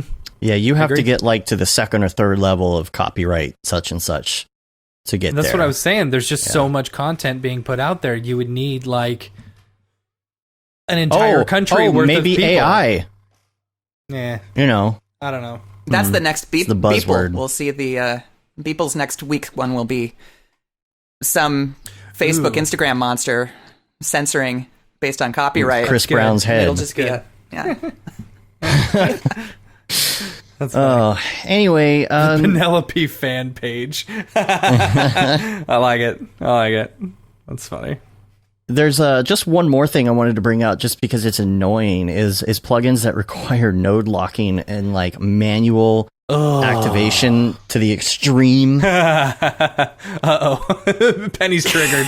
Okay. I hate it Tell us. so much. I hate it so much. So And dumb. I was thinking about this when you were talking about synergy and using different computers. Is I don't feel I can even use different computers anymore because there's so much software. It's just a pain in the ass to like I love that, like with, Adobe, whatever. I can have 2 licenses and I can go onto a new machine. Yeah. I don't have to log off of the other machine. Yep. That's great. Cinema, smart enough to know it's open somewhere else. Like, do you want to, whatever. Yeah. Great. But then like, okay, so if I want to use Cinema on this machine and use Redshift, I have to unlog on whatever here. And, like, And what about X particles? RealFlow and- wants me to pay to switch my license. Like, what if my computer died? I have to pay them $75? Like, See what like the XP stuff. They at least do it smart. XP and Octane, I think, do it smart, where it's like, okay, you can't use this here because it's already open somewhere else. Okay, well, that's cool. I'll go close that down, or release my license, so that I can use it on another computer. the flip side annoying part about of that method is there's stuff I can't use when I don't have an internet connection. Yeah. Oh yeah. Like, for sure. I'm used Then to you working gotta on buy a plane. $50 dongle. Yeah. Wait, a what? Oh, is that an option for the long stuff? Well, Yeah. Octane is a dongle. I know that. I don't know about some of the other ones, but I'm just so irritated with it. Did y'all ever have any problems with like Sapphire back in the day where it would like, it was so aggressive that it would just say like, oh, this is stolen or whatever, or this, you don't have a license. And I'm like, it's installed. Come on, man. yeah. No, that's crazy. Yeah, Superla TV says Dem Earth. Yes. Oh my gosh. Yeah. That's like the worst. I had a problem with licensing with Dem Earth, and and there was a language barrier. I talked about this like years ago on the show. There's a language barrier. First of all, it had to do with like support or something, the word support and what support meant. But man, he was such a jerk to me about it. And then I realized that you got to pay $300. You can still have the plugin, but you're not able to use the maps after a year. Yeah. I guess I didn't realize that. But when they node lock this stuff, it's so hard to, like you said, move across, but to change computers. Or what I like about Cinema 4D now is that you can choose your plugins folder. So I put my plugins folder on Dropbox so that the next time I have to reinstall Cinema 4D, I point it back to that Dropbox folder. That's and so smart. there it is. And it doesn't matter what computer I'm on. But then what happens? Forrester is like, oh my God, I don't know what to do. And then you have to email them and reset it and then send them a combination of your Cinema 4D serial, which I think is a little weird, sending people your serial number. And well, it's the last 11 of your serial it is. or something. That's true. I hate That's that. true. I hate that. Like, I They hate combine ones it that with your are MAC address? locked to that. Yes. your host ID. Yes. Arnold does that. I hate it. Yeah. Or all the video Copilot stuff. What is it? Optical flares. You have to type that in. Yeah. I mean, at least that one, like, you get a new computer, you just license it, and it works fine. Yeah. But like when you have, I mean, Yeah. how many plugins do you have? You know, how long does it already take Oh, to geez. A install? lot. Yeah. Do you remember Real Smart and Twixter? You had, back in the day, you had to type in every serial if you upgraded. Right, because you couldn't copy and paste. You couldn't copy and paste, Yes. but you also had to like, oh, I'm installing 6, so I have to install 2, the full version. The upgrade, put in the thing for 3, put in the thing to 4, put in the thing to 5, put in the thing to 6. Awful. Yes. Oh my god. And then you have to find them. So you're going back through your email and trying to search for all of those serial numbers. Which are You know, mixed and- case, mixed numeric, and Yeah. oh my god. Yeah. Yeah. Yeah. Yeah, and the thing about like some of them is that they're manually done by whoever creates the plugin. And so it'll be like a Saturday afternoon and you're like, "Oh my gosh, I got to finish this thing." And something's not working and you got to reinstall your plugin and it's like, "Oh, you need to send this stuff to us." And then you just email it because somebody we'll get it has back to to you in 1 business day. Or right, 2 business two days. business days and then you get on like somebody is literally on their email somewhere doing the combined thing and then re-emailing it to you manually. There's no automation. I think it's just a little bit too much. I think the node, there needs to be an easier way. Like, at what point are you overdoing it with the security? Well, so Yeah. I really like that some companies are doing like one installer for all their stuff, or like who is Red Giant starting Yeah. to do that maybe, or I think a lot of their stuff Red does Giant that. does that. Adobe does that. Yeah. that's really nice. Because whenever I have to renew my VHS filter every year, I go renew the whole package. Yeah. I don't know if you remember this far back, but Premiere didn't used to have DEC interface to like digitize. Oh, yeah. And you had to buy a plugin from this company that was like 2 guys in Hawaii, and they were open. They were open like 2 hours a day, 3 days a week. And in order to That's get the funny. license, you had to do it manually through them. They were always surfing. Oh my I think gosh. the problem is in our industry, when you got to do something, you have to do it right now. Yeah. You know, you're busy, you sit down, okay, I got to get this done. Okay, I got to wait 24 hours now. And you're just Yeah. stuck. Yeah. It's not conducive to a fast-paced environment. And some people aren't And that's why- professional. Have you Well, that too. Yeah, case in point, the Dim Earth dude, such a jerk to me. Automatic Duck? That guy. Automatic Duck. Do you remember Automatic Yeah. Duck? Oh, yeah. Yeah. I do, Okay. yeah. I like Yeah. one time needed an update, and I wrote him, and I'm like, because that was the only way you had to do it, is to get the update is to write. And like, hey, I'm trying to. I own. I think I just typed offhand like, oh, I own your plugin, Automatic Duck, for this to this, and he writes back with my email in like bullet points in between my sentences. His first response was, "You don't own it. I own it. You license it." Smiley face. And it was just like, and then like the next thing, and just like kept responding snarkily. And I was like, okay, bro, that's not cool. And he's like, I put a smiley face so you knew that I was joking. I'm like, I'm trying to get a project done. I'm trying to give you money for your software, and you're gonna semantics at me? Come on, man. Yeah. Yeah. Yeah, that's. Yeah. See, we don't have an Jerk. automatic system. And that, you know, we can't respond. I mean, we can't respond to our plugin, you know, automatically. So I just try and answer the emails the best I can, you know, but I try and do it in a timely manner if I can, because I've always it's- got my email up, so yeah. But yeah, you get You know. dinged for it right away, right? I get dinged for it immediately. Yeah, You know, but I know, then I guess know when the- it comes in. I know That's when I good can ignore it or not. Some companies are good at that. I mean, there are a lot of companies that I have sent something to on a weekend or whatever, and they send something right back, you know? So Yeah. it's hit or miss, but yeah. Yeah, stop. If you're making software, stop doing the serial number thing. It's so dumb. Is there a good You know? reason? Like, maybe if somebody comes back and gives us a good reason why they're doing it that way, as opposed to like, you know, how Otoy is doing it, which is a lot easier. Oh, Yeah. You want to do this? Deactivate it here. Oh, you don't have Yeah. that computer? Go online and deactivate it Yep. on the website. Done. Done. It's kind of where I I'm, think- I'm super not into like stealing software because it makes it difficult for everyone else. Right.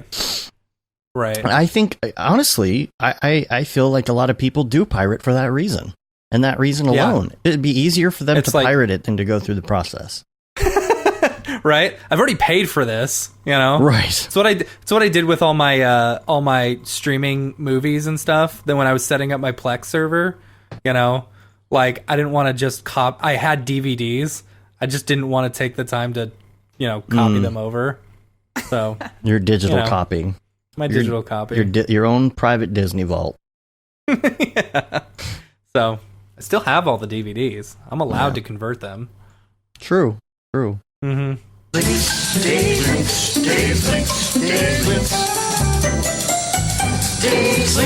All right, let's go to some links. Number one, I wanted to talk about RTX Super. Yeah. This is Yeah. the new cards, right? What do you think? I'm excited about it. I think it's cool. You know, Are they? I mean, okay, so are they really that much I think- faster though? That's my question. I don't know. Let me see. I saw the specs the other day, and of course you're getting more VRAM, which is awesome. So like you get a 2060 Super, and they're gonna stop making the 2060s and the 2070s and stuff. It's just gonna be the Super stuff. So you're basically paying the same price for more CUDA cores and more VRAM. It's a win-win in That's my cool, book, but the naming you know? system is so confusing. Oh yeah, so it's dumb. so dumb. Do you think it's going Yeah. to change? Like, okay, so they went from the 900 series to Yeah. 20 series, or what? The what's the 1000 next Wait, one? didn't they go like series. it was the Was there 1,000? it was the 700 to the 900 to the And the to the 10 1000 to the sorry. 2000, 1080. and then Yeah. they went back and did like the 1650 or something. Yeah, that was dumb. That was I don't- super dumb because that get stuff it. wasn't Super RTX. That was cheat. I'm holding out for the 1650 Not just regular Super. dumb. It's super dumb. Super dumb. The RTX Super. The RTX super dumb. I don't know. You know, I mean, I love their products, but it's getting confusing to me. Like, I'm It not is. understanding some of this, the reasoning behind some of this. Sometime, like, okay, here's an example. Okay, let's say it's a 1070 and it's like a 1070 Super. Why wouldn't you just call it like the 1071 or something? Why do you have to put the Super on it? I don't know. Thanks for Why asking. Why don't they just get rid of the super and just upgrade the cards? You know? I get you I'm- need some like, name, just- but call it a Mark II or something. Yeah. Yeah, that's a good possibility. And why are these really, really finite upgrades even necessary? I guess it's Yeah. kind of weird. Like, is there really that much of a demand that they need to make all of these like SKUs for the Yeah. 1070? You really need that many 1070s? I guess I just don't understand the business model. You know, and I'm trying to figure out why. Why is that business model a thing to have like all these little niche cards? Doesn't that make manufacturing just a nightmare? I would think so. And isn't Yeah. it also like, all right, so this is just like, we're talking about the names of the cards from NVIDIA. Like, then Right. they're getting multiplied Oh. by the brands who put out the Noun Founders Oh, editions and the different types. I mean, like, that is another reason EVGA or I stayed away from Superclocked. PCs Yeah. for so long because, Jesus, how many versions of the RTX 2 series are there?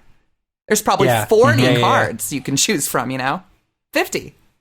Yeah. well, that's why my Yeah, dumbass so- bought the wrong 1060 card because I was Yeah, like, right? it's a 1060. I didn't realize there was a 3 gig and a 6 gig, and I'm out of memory. And I'm like, I wasn't out of memory on my other card. Oh man, I bought the wrong card. So the 2060 has 1920 CUDA cores, and the 2060 Super has 2176 CUDA cores. So you get an extra 200 CUDA cores, That's you know, and not like a 2 lot. extra That's what gigs I'm of VRAM. Okay, the You know, but VRAM is good. the VRAM is awesome. Yeah. You know, that's more than my 980 Ti's have, you know? So that's good. I mean, maybe just throw a couple of 2060s in there. Bob you know, Walmsley's versus- leaving. Bob, are you going to be at SIGGRAPH? We want to know. I hope so. We want to come talk. Okay. The other thing. Oh, y'all are gonna love this. Y'all are gonna love this. I We're gonna already it. love I it. believe it. Because You're you going told to us. love this, and I'm So sorry. therefore- I don't. I'm sorry. I cannot give credit for who posted this. I want to say Casey posted this, but I really don't remember.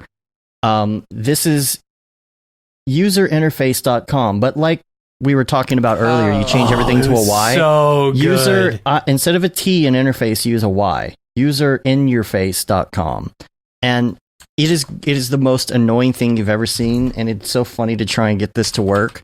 I got to remember how to type here. Yeah. Inyourface.com. Did I Why, get it how do you right? spell that? All right, I already hate it. The Okay. splash screen is so Yeah, I irritating got it. already. All right. INYER. Your face. Your. In your face. Change the T Wow. to the Y. Okay. Okay. I did this. Okay, so I did this on my cell phone, right? When I Yeah, saw so it. did I. It's awful. Yeah, it took me 6 minutes. Yeah? 6 minutes, yeah. So, like, what am I supposed to click here? I don't even... Yeah.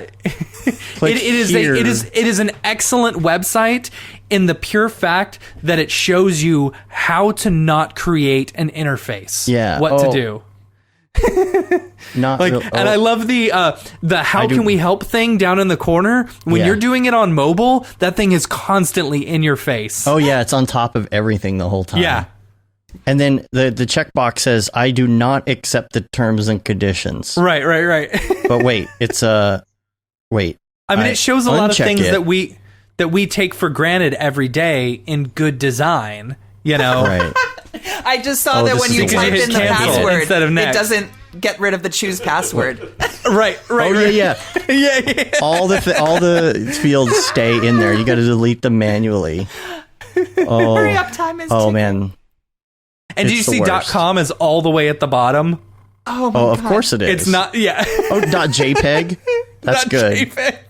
Oh, it's the worst. If you want to be like super annoyed, that's where you go. Oh my gosh. Like I think everyone who has done like design needs to check it out specifically because like I'm telling you, like there's so many things where I'm like, oh, I didn't even realize that was like a thing. Like I realize now how inconvenient bad design is because of how poorly this is designed.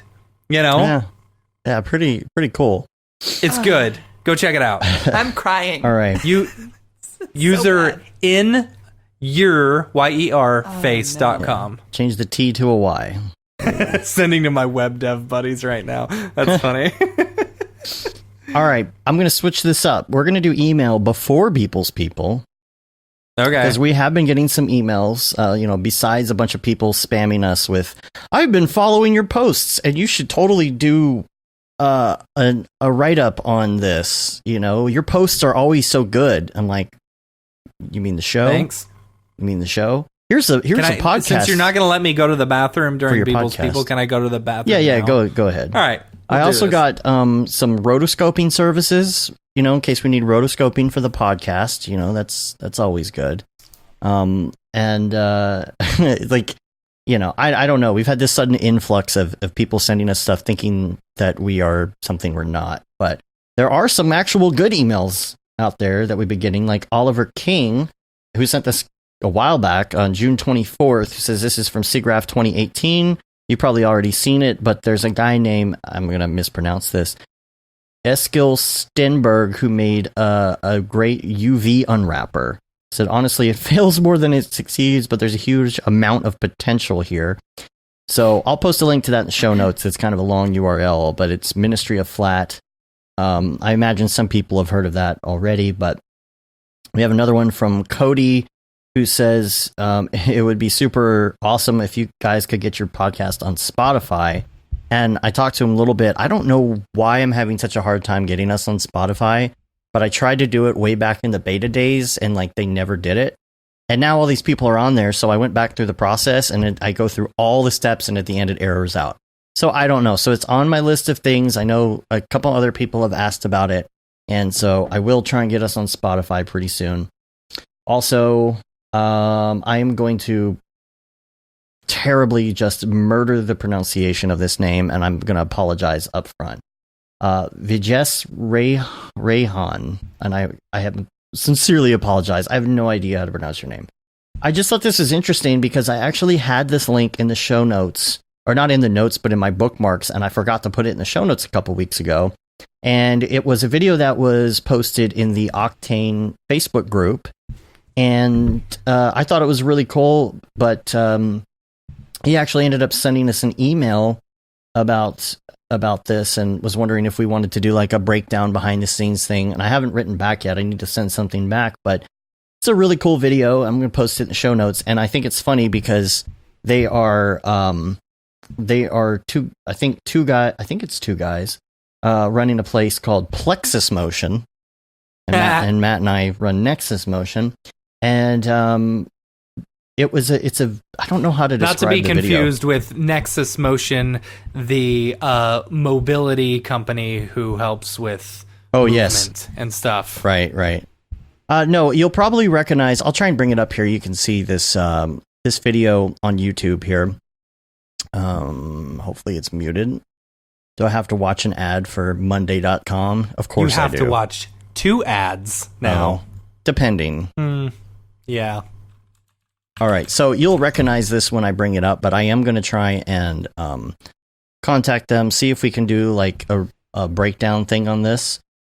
This looked like it was really fun. It has kind of a Lego movie feel to the characters, I would say, for some reason. Yeah. I think there's certain movements and motions that they do that have that feel.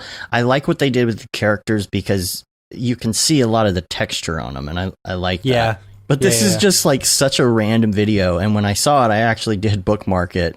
It's a lot of work. So I'm really curious, and I like what they did.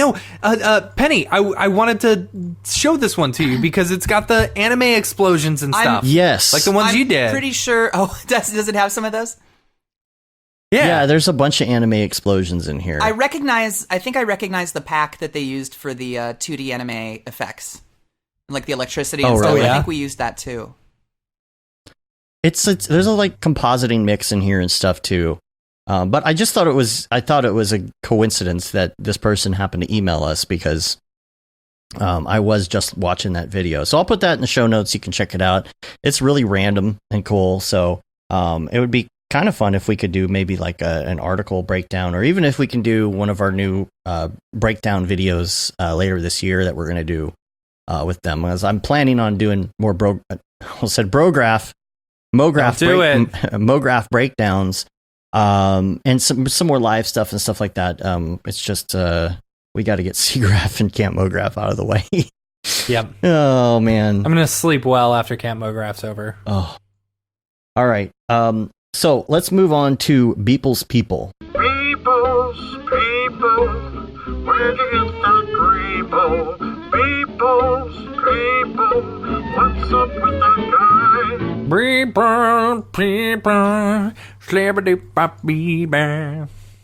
It's for you, Mike. It's all for you. Yo, weird. All right. Add that one to the takeout. Yo, weird. All right. Go to your Beeple viewer of choice and go to July 5th, Year of Our Lord 2019. I'm sorry. We're going backwards. No, not that one yet. That's going to be the cool last one. We're going to go to June 29th, Year of Our Lord 2019. This one is called Silver Shroom. And I know we had talked about shrooms a while back, and I don't remember who it was. It might have been David Brodeur who came up with like a very interesting use for all the giant mushrooms that are in the Beepleverse. And I don't remember. It was like they were power cells or something. You remember that? I don't remember. I'm going to have to go back and look and see. But this one here is, again, this is Silver Shroom because it's silver, obviously. And I was hoping we could tie in like the reason for the shrooms into this, but I don't remember what it is. So we'll say that they're power cells for now. Sure. And I'm interested to know who this is. He looks like a Marvel character, kind of, or something. Like Magneto or something. Magneto. Maybe it is Magneto. Yeah. Just there around. you go. Yeah, maybe it's Magneto, and then those are, that's his planet. So is the Beepleverse and the Marvel universe starting to connect? Ooh. It's probably the case. Shh, you want to get sued? No, he doesn't want to infringe on that copyright, so that's not Magneto, that's Magcheeto. Mushroom.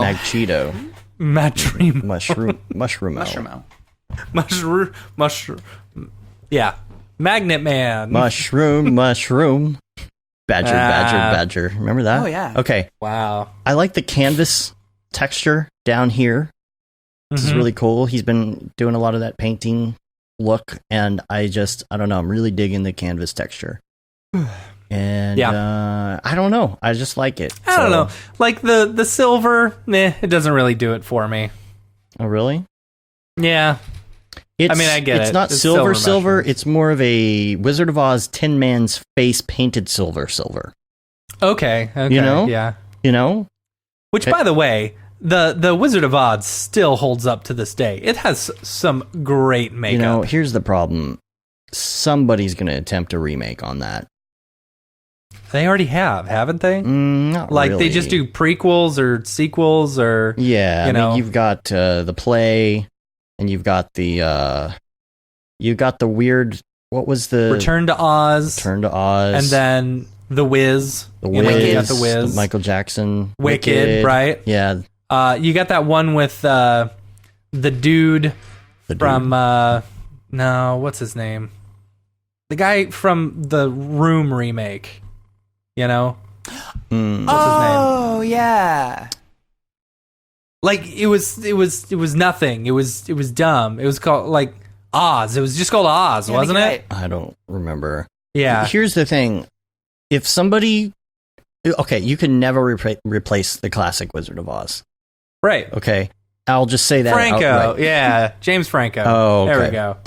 You can Yeah. never replace it, but I think that if somebody is going to do a remake, that it could be done well. It's never going to replace the original, but just imagine what you could do with special effects on that now. I mean, it would be Yeah, killer. but like You could I do think some the really the reason it was so good I get was that. because it was done practically. I get you know? that. I get that. But man, you could make some trippy. As long as trippies. Michael or Burton, whatever his name is, doesn't do it. Man, Oh, Tim Burton. Tim Burton. No, I he's used going to to make it love look Tim like the new Burton, Willy and then Wonka. have y'all seen Dumbo yet? No. Yeah, me neither. Mm-hmm. Y'all seen Aladdin yet? Mm-hmm. Yeah, what'd you think? Good movie. I really liked it. Yeah? Yeah, I actually the, really enjoyed it. The preview for Mulan? No. Okay, so I saw the preview without like any audio or whatever. I was just like watching it without audio, and like it looks pretty badass. You know, just from what I saw, like I didn't see a story or anything. I mean, I know Mulan, you know, but like it looks like a really good, you know, movie. I really actually enjoyed Aladdin. I Yeah. really did. Yeah, I would recommend it. I at first you're like, but then you're like, you know, the meme. And then you go, the meme. There's like, At first I was like, but then I was like, yeah. All right. I would recommend it. Anyway, Yeah. Yeah. the only thing Alright. about a Wizard of Oz remake is it would need to sync up to Pink Floyd, like another. Dark Side of the Moon. Well, I don't know if you. Well, you could. I guess you could still sync it to the same thing. They'd sync it to something Yeah. more modern. It would be like to Maybe Radiohead. an Imagine Dragons DCD or something. Yeah, right. Imagine Yeah. Dragons, totally. Yeah. That's funny. The If anyone would like to see the Fantasia synced up to what was it? Smashing Pumpkins Siamese Dream, send me an email. I'll send you a copy. yeah, you made It's one. amazing. Private copy. Have you watched it yet? No, I haven't watched it All yet. right. I don't have You time. need to get nice I and need a vacation, Matt. Ugh. All right. Oh no, Travis says that, the CGI on the scene where Genie does the musical number. Yes, that was really good. Yeah. yeah. Kevin says sync it to Chris Brown. He doesn't need to sync it to Chris Brown because Chris Brown will just take it and sync it to something himself. Oh, True. Anything sings to Yeah. Nickelback if you're terrible enough.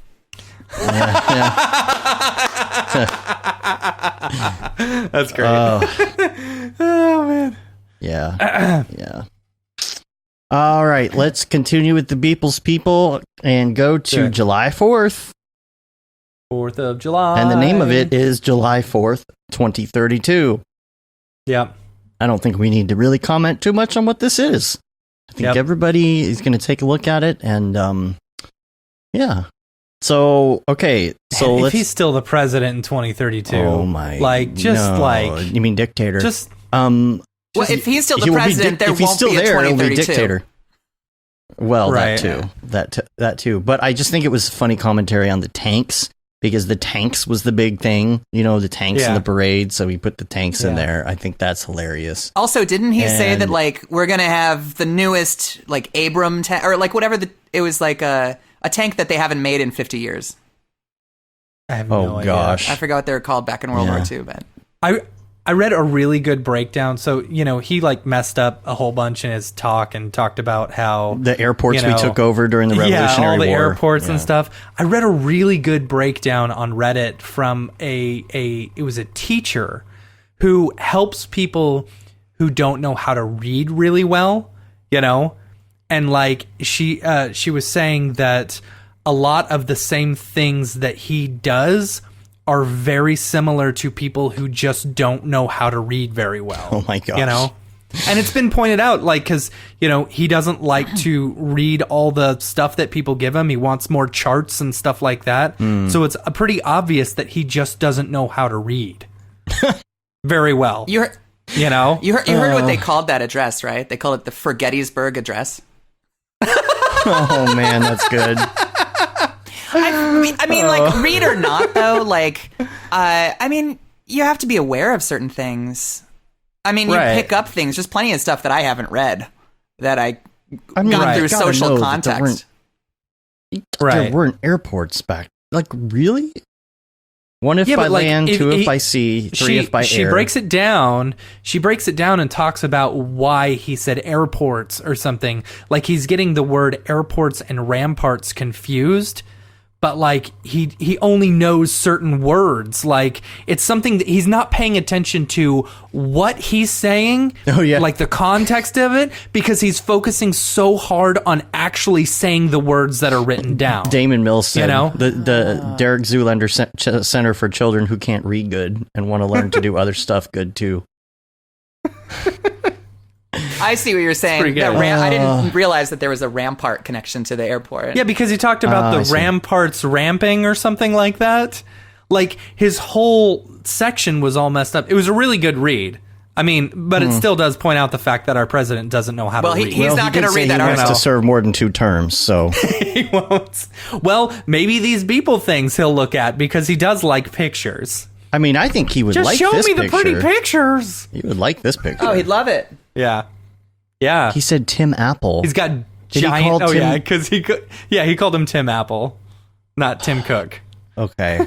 Well, enough of the politics. Dude, Let's- and I thought like Bush said some really funny things, you know, but I have a feeling Trump's gonna get quoted so much working more. hard to put food on your family. Put food on your family, or I believe human beings and fish can coexist Yeah, peacefully. peacefully. Yeah.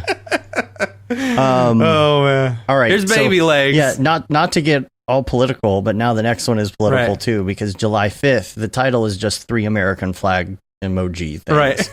And it's The title is just emojis. it's that's Krang, funny. basically, but it's Trump with Hillary's head in the stomach. Now the Right, other and one how was, much do you think that would piss him off?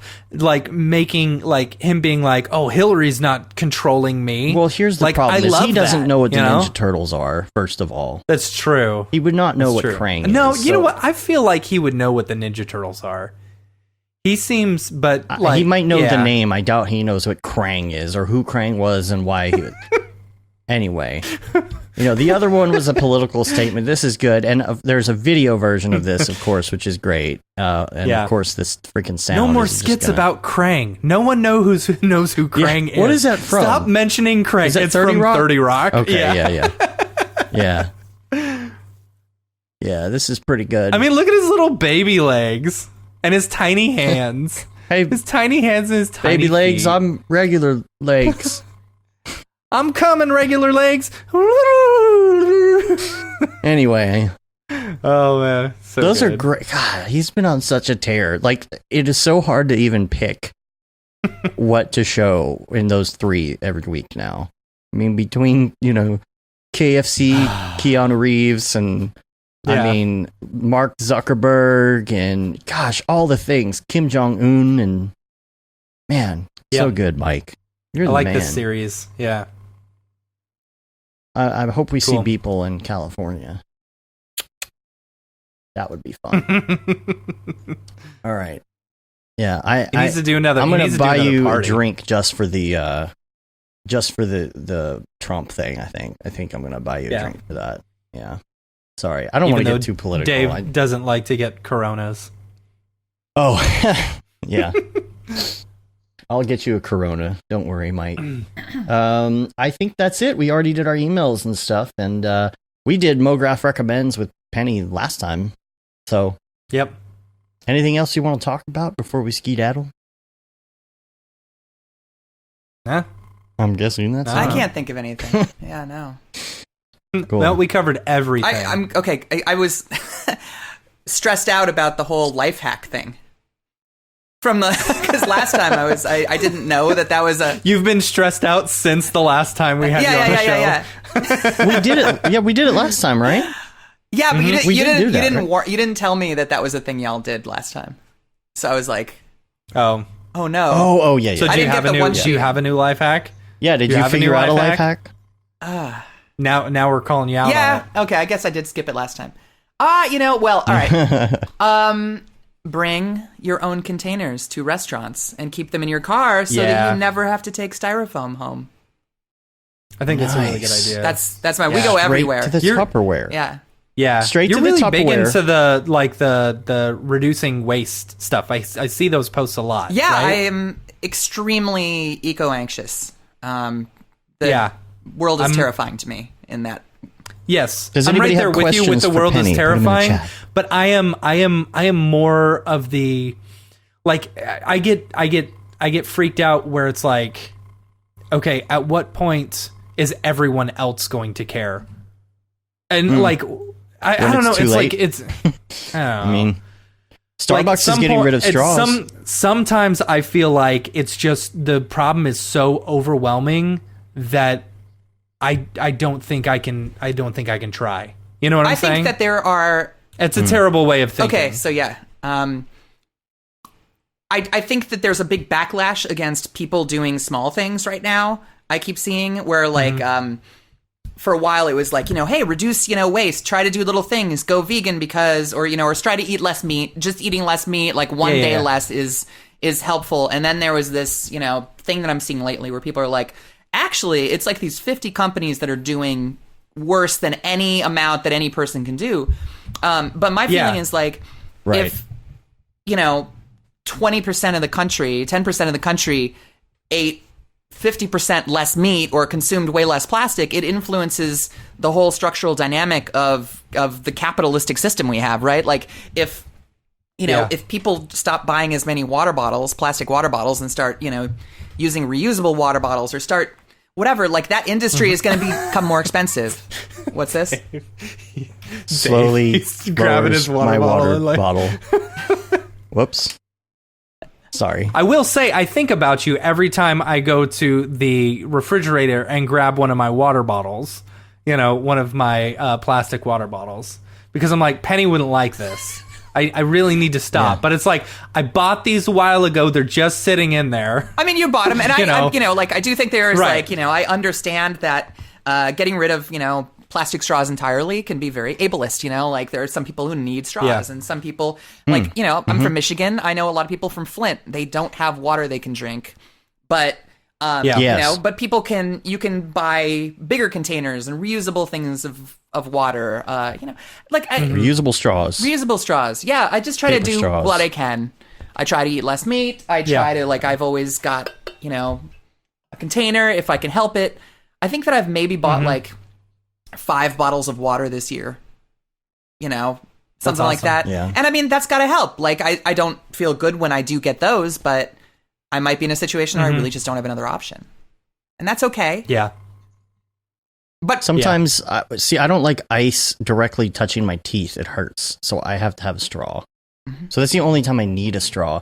But, here's one of the things. I don't know how we got on this topic, but I hate it when you get a straw in a drink, or they automatically put the straw in the drink. Yeah. When you order something from a restaurant and then you get a refill and they take it away and they put another straw down, or they put another cup down with another straw, or in order to differentiate from your drink and someone else's drink, they put 2 straws in your Yeah, yeah. drink. And it's like, yeah, oh, plastic come on. straws were invented in 1970.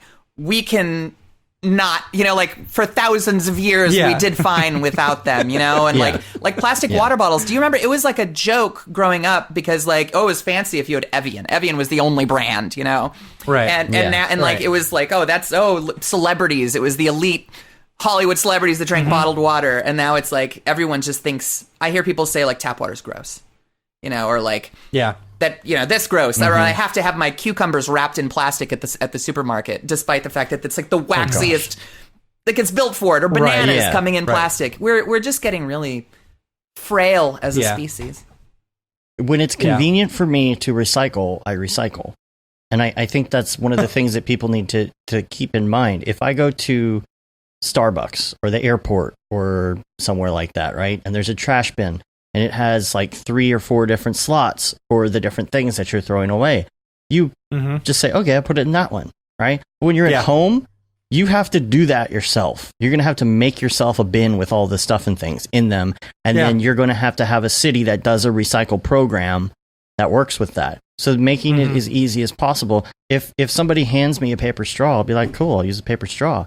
Starbucks is getting rid of their straws, they said. They're going to put the little McDonald's type sippy cup lids on the drinks. So fine, I'll use that. It's like a flat lid, except it has like kind of a lip that comes up on it with a hole in it. Looks like a sippy cup. I just think we've gotten so used to just like these little things, they add up. And I mean, it's a pain in the ass, but like, it's not that far long ago that these were novel ideas. Like, Austin is dope because we have, they provided us all little compost bins and compost trash cans. So that's just being awesome. at home, it's really super easy for us to be like, oh, that's compost, that's trash, that's recycling. And then we get packages, we save the styrofoam, and just, once every couple months, I drive it to the recycle place for styrofoam. And there's a styrofoam recycling? But see, they made it easy for you, and that's what helps. But that's people doing little things. Gives a reason for those things to happen. Like in communities where granted, I understand that like people who live in the country, live in other parts of the world, that it's not going to be as easy. I get it. But we can also think about like, that's a good reason to buy local. The more things we ship, and then granted, like, again, I order things, but if I can buy it locally, I try to, because then it's not shipping, it's not styrofoam, it's not, I don't know. I try to think about everything. Mm-hmm. Yeah. Gotcha. Are you going to have an air hockey rematch with Raid Zero? Okay, I was so cocky. Damon wants to know. I want it more than anything. Okay, just making sure. We're gonna have to work that. He worked that table for like 20 hours. He's too good. Okay, when's the next time you're going to see him? Kicked us off. Camp Mograph is the next time. They don't have an air hockey table. Are you into ping pong? They do have that. I will destroy him in ping pong if that's what it takes. Okay. All right. I'm going to have a montage where I practice and like play ping pong against giant sides of beef. Like two-handed ping pong. Yeah. We need to get a round table thing going with the ping pong. Like we've done this a couple of times. We did it at SIGGRAPH, and then at NAB East, where like you get like 20 people all going around a table, and like you just hit it once, and then whenever one person misses, they're out. What's and it called in the UK though? Lighty bouncy hitty thingy? Oh god! Like what's the soccer? Soccer. Everything's called soccer. Air soccer. Yeah. Yeah. Yeah. It's funny. called flipsy flopsy tennis. That's how there is ping pong at Camp Mograph. There is. Yeah. How many competitive options are there going to be? Like how many? Oh man, plenty. I'm sure. I mean, you could turn all of them. You could turn everything into a competition if you really canoeing, want. fishing. Yeah. You could do a competition on that. I like that idea. How many fish can you catch? Yeah, right. How many archery? You could definitely compete in that. See, the secret is you catch one fish and then you just like keep catching that same fish over and over again. You keep throwing it back and catch that same fish. That's a dumb fish. Really dumb fish. That is a really dumb fish, yes. Okay, then you're gonna have to have proof. It's just tore up by the end of it. So worth it. You're gonna have to have one fish, two fish, red fish, and a blue fish to win the whole contest. Yeah. I tried. I don't know if that was bell worthy. Yeah. What else are we going to have Yeah, in the sorry. competition? There is basketball, skateboarding. Are we doing a skate hot park. dog eating competition too? I think we should. We've talked about it. Yeah. You have to sign a waiver, but if you choke on these hot dogs or throw up from eating all of them, it is not our fault. Yeah. That's a terrible Anyway. way to go. Yeah. You guys that would remember be. Billy and the hot dog situation? the hot dog incident of Hot 19. We don't talk about that. man. We don't talk about Hot that anymore. 19. All right, let's get out of here. Yeah, let's do it. Yeah, I just took some painkillers, so I'm not going to last Oh, much boy. longer here. All right. You can rate us on iTunes. You can leave a review. You can subscribe. It all helps brings our ratings up on your podcatcher of choice. Don't just download the episode. Come on. Subscribe to us. Help us out. You can tell your friends as well. And you can sign up for the newsletter. You can say you've been there, done that, got the t-shirt with the Mograph logo tee, the Paul Babb, Feel the Bab 2020 shirt. All the profits from that go to Doctors Without Borders. And then the Render Things shirt and hoodie. Totally relevant right now. Get yourself that t-shirt, hoodie, or long sleeve tee for the wintertime. And that Render is Fire shirt, which if you were an entry, I'll be contacting you for the Monkey Legs contest, and I'll get you a little shirt for entering. That'll be fun. And of course, we're on Facebook, Twitter, Instagram, Periscope, YouTube, Mograph.com. Penny, where can people find you online? That was a really long pause. You can find my website at pennyz.com. You can find me on Instagram at Baffled by Foxes, and Twitter. I don't know what my Twitter is. Isn't it also? Twitter- I think it's Twitter also is Baffled by Foxes. It is Baffled by Foxes I did on the Twitter. promo. Oh, thank you. Yeah. All right. Well, we're gonna get out of here and keep prepping for SIGGRAPH, I guess. Yeah. So until next week, I'm Dave. I'm Matt. I'm Penny. Have a good one. Later, yo.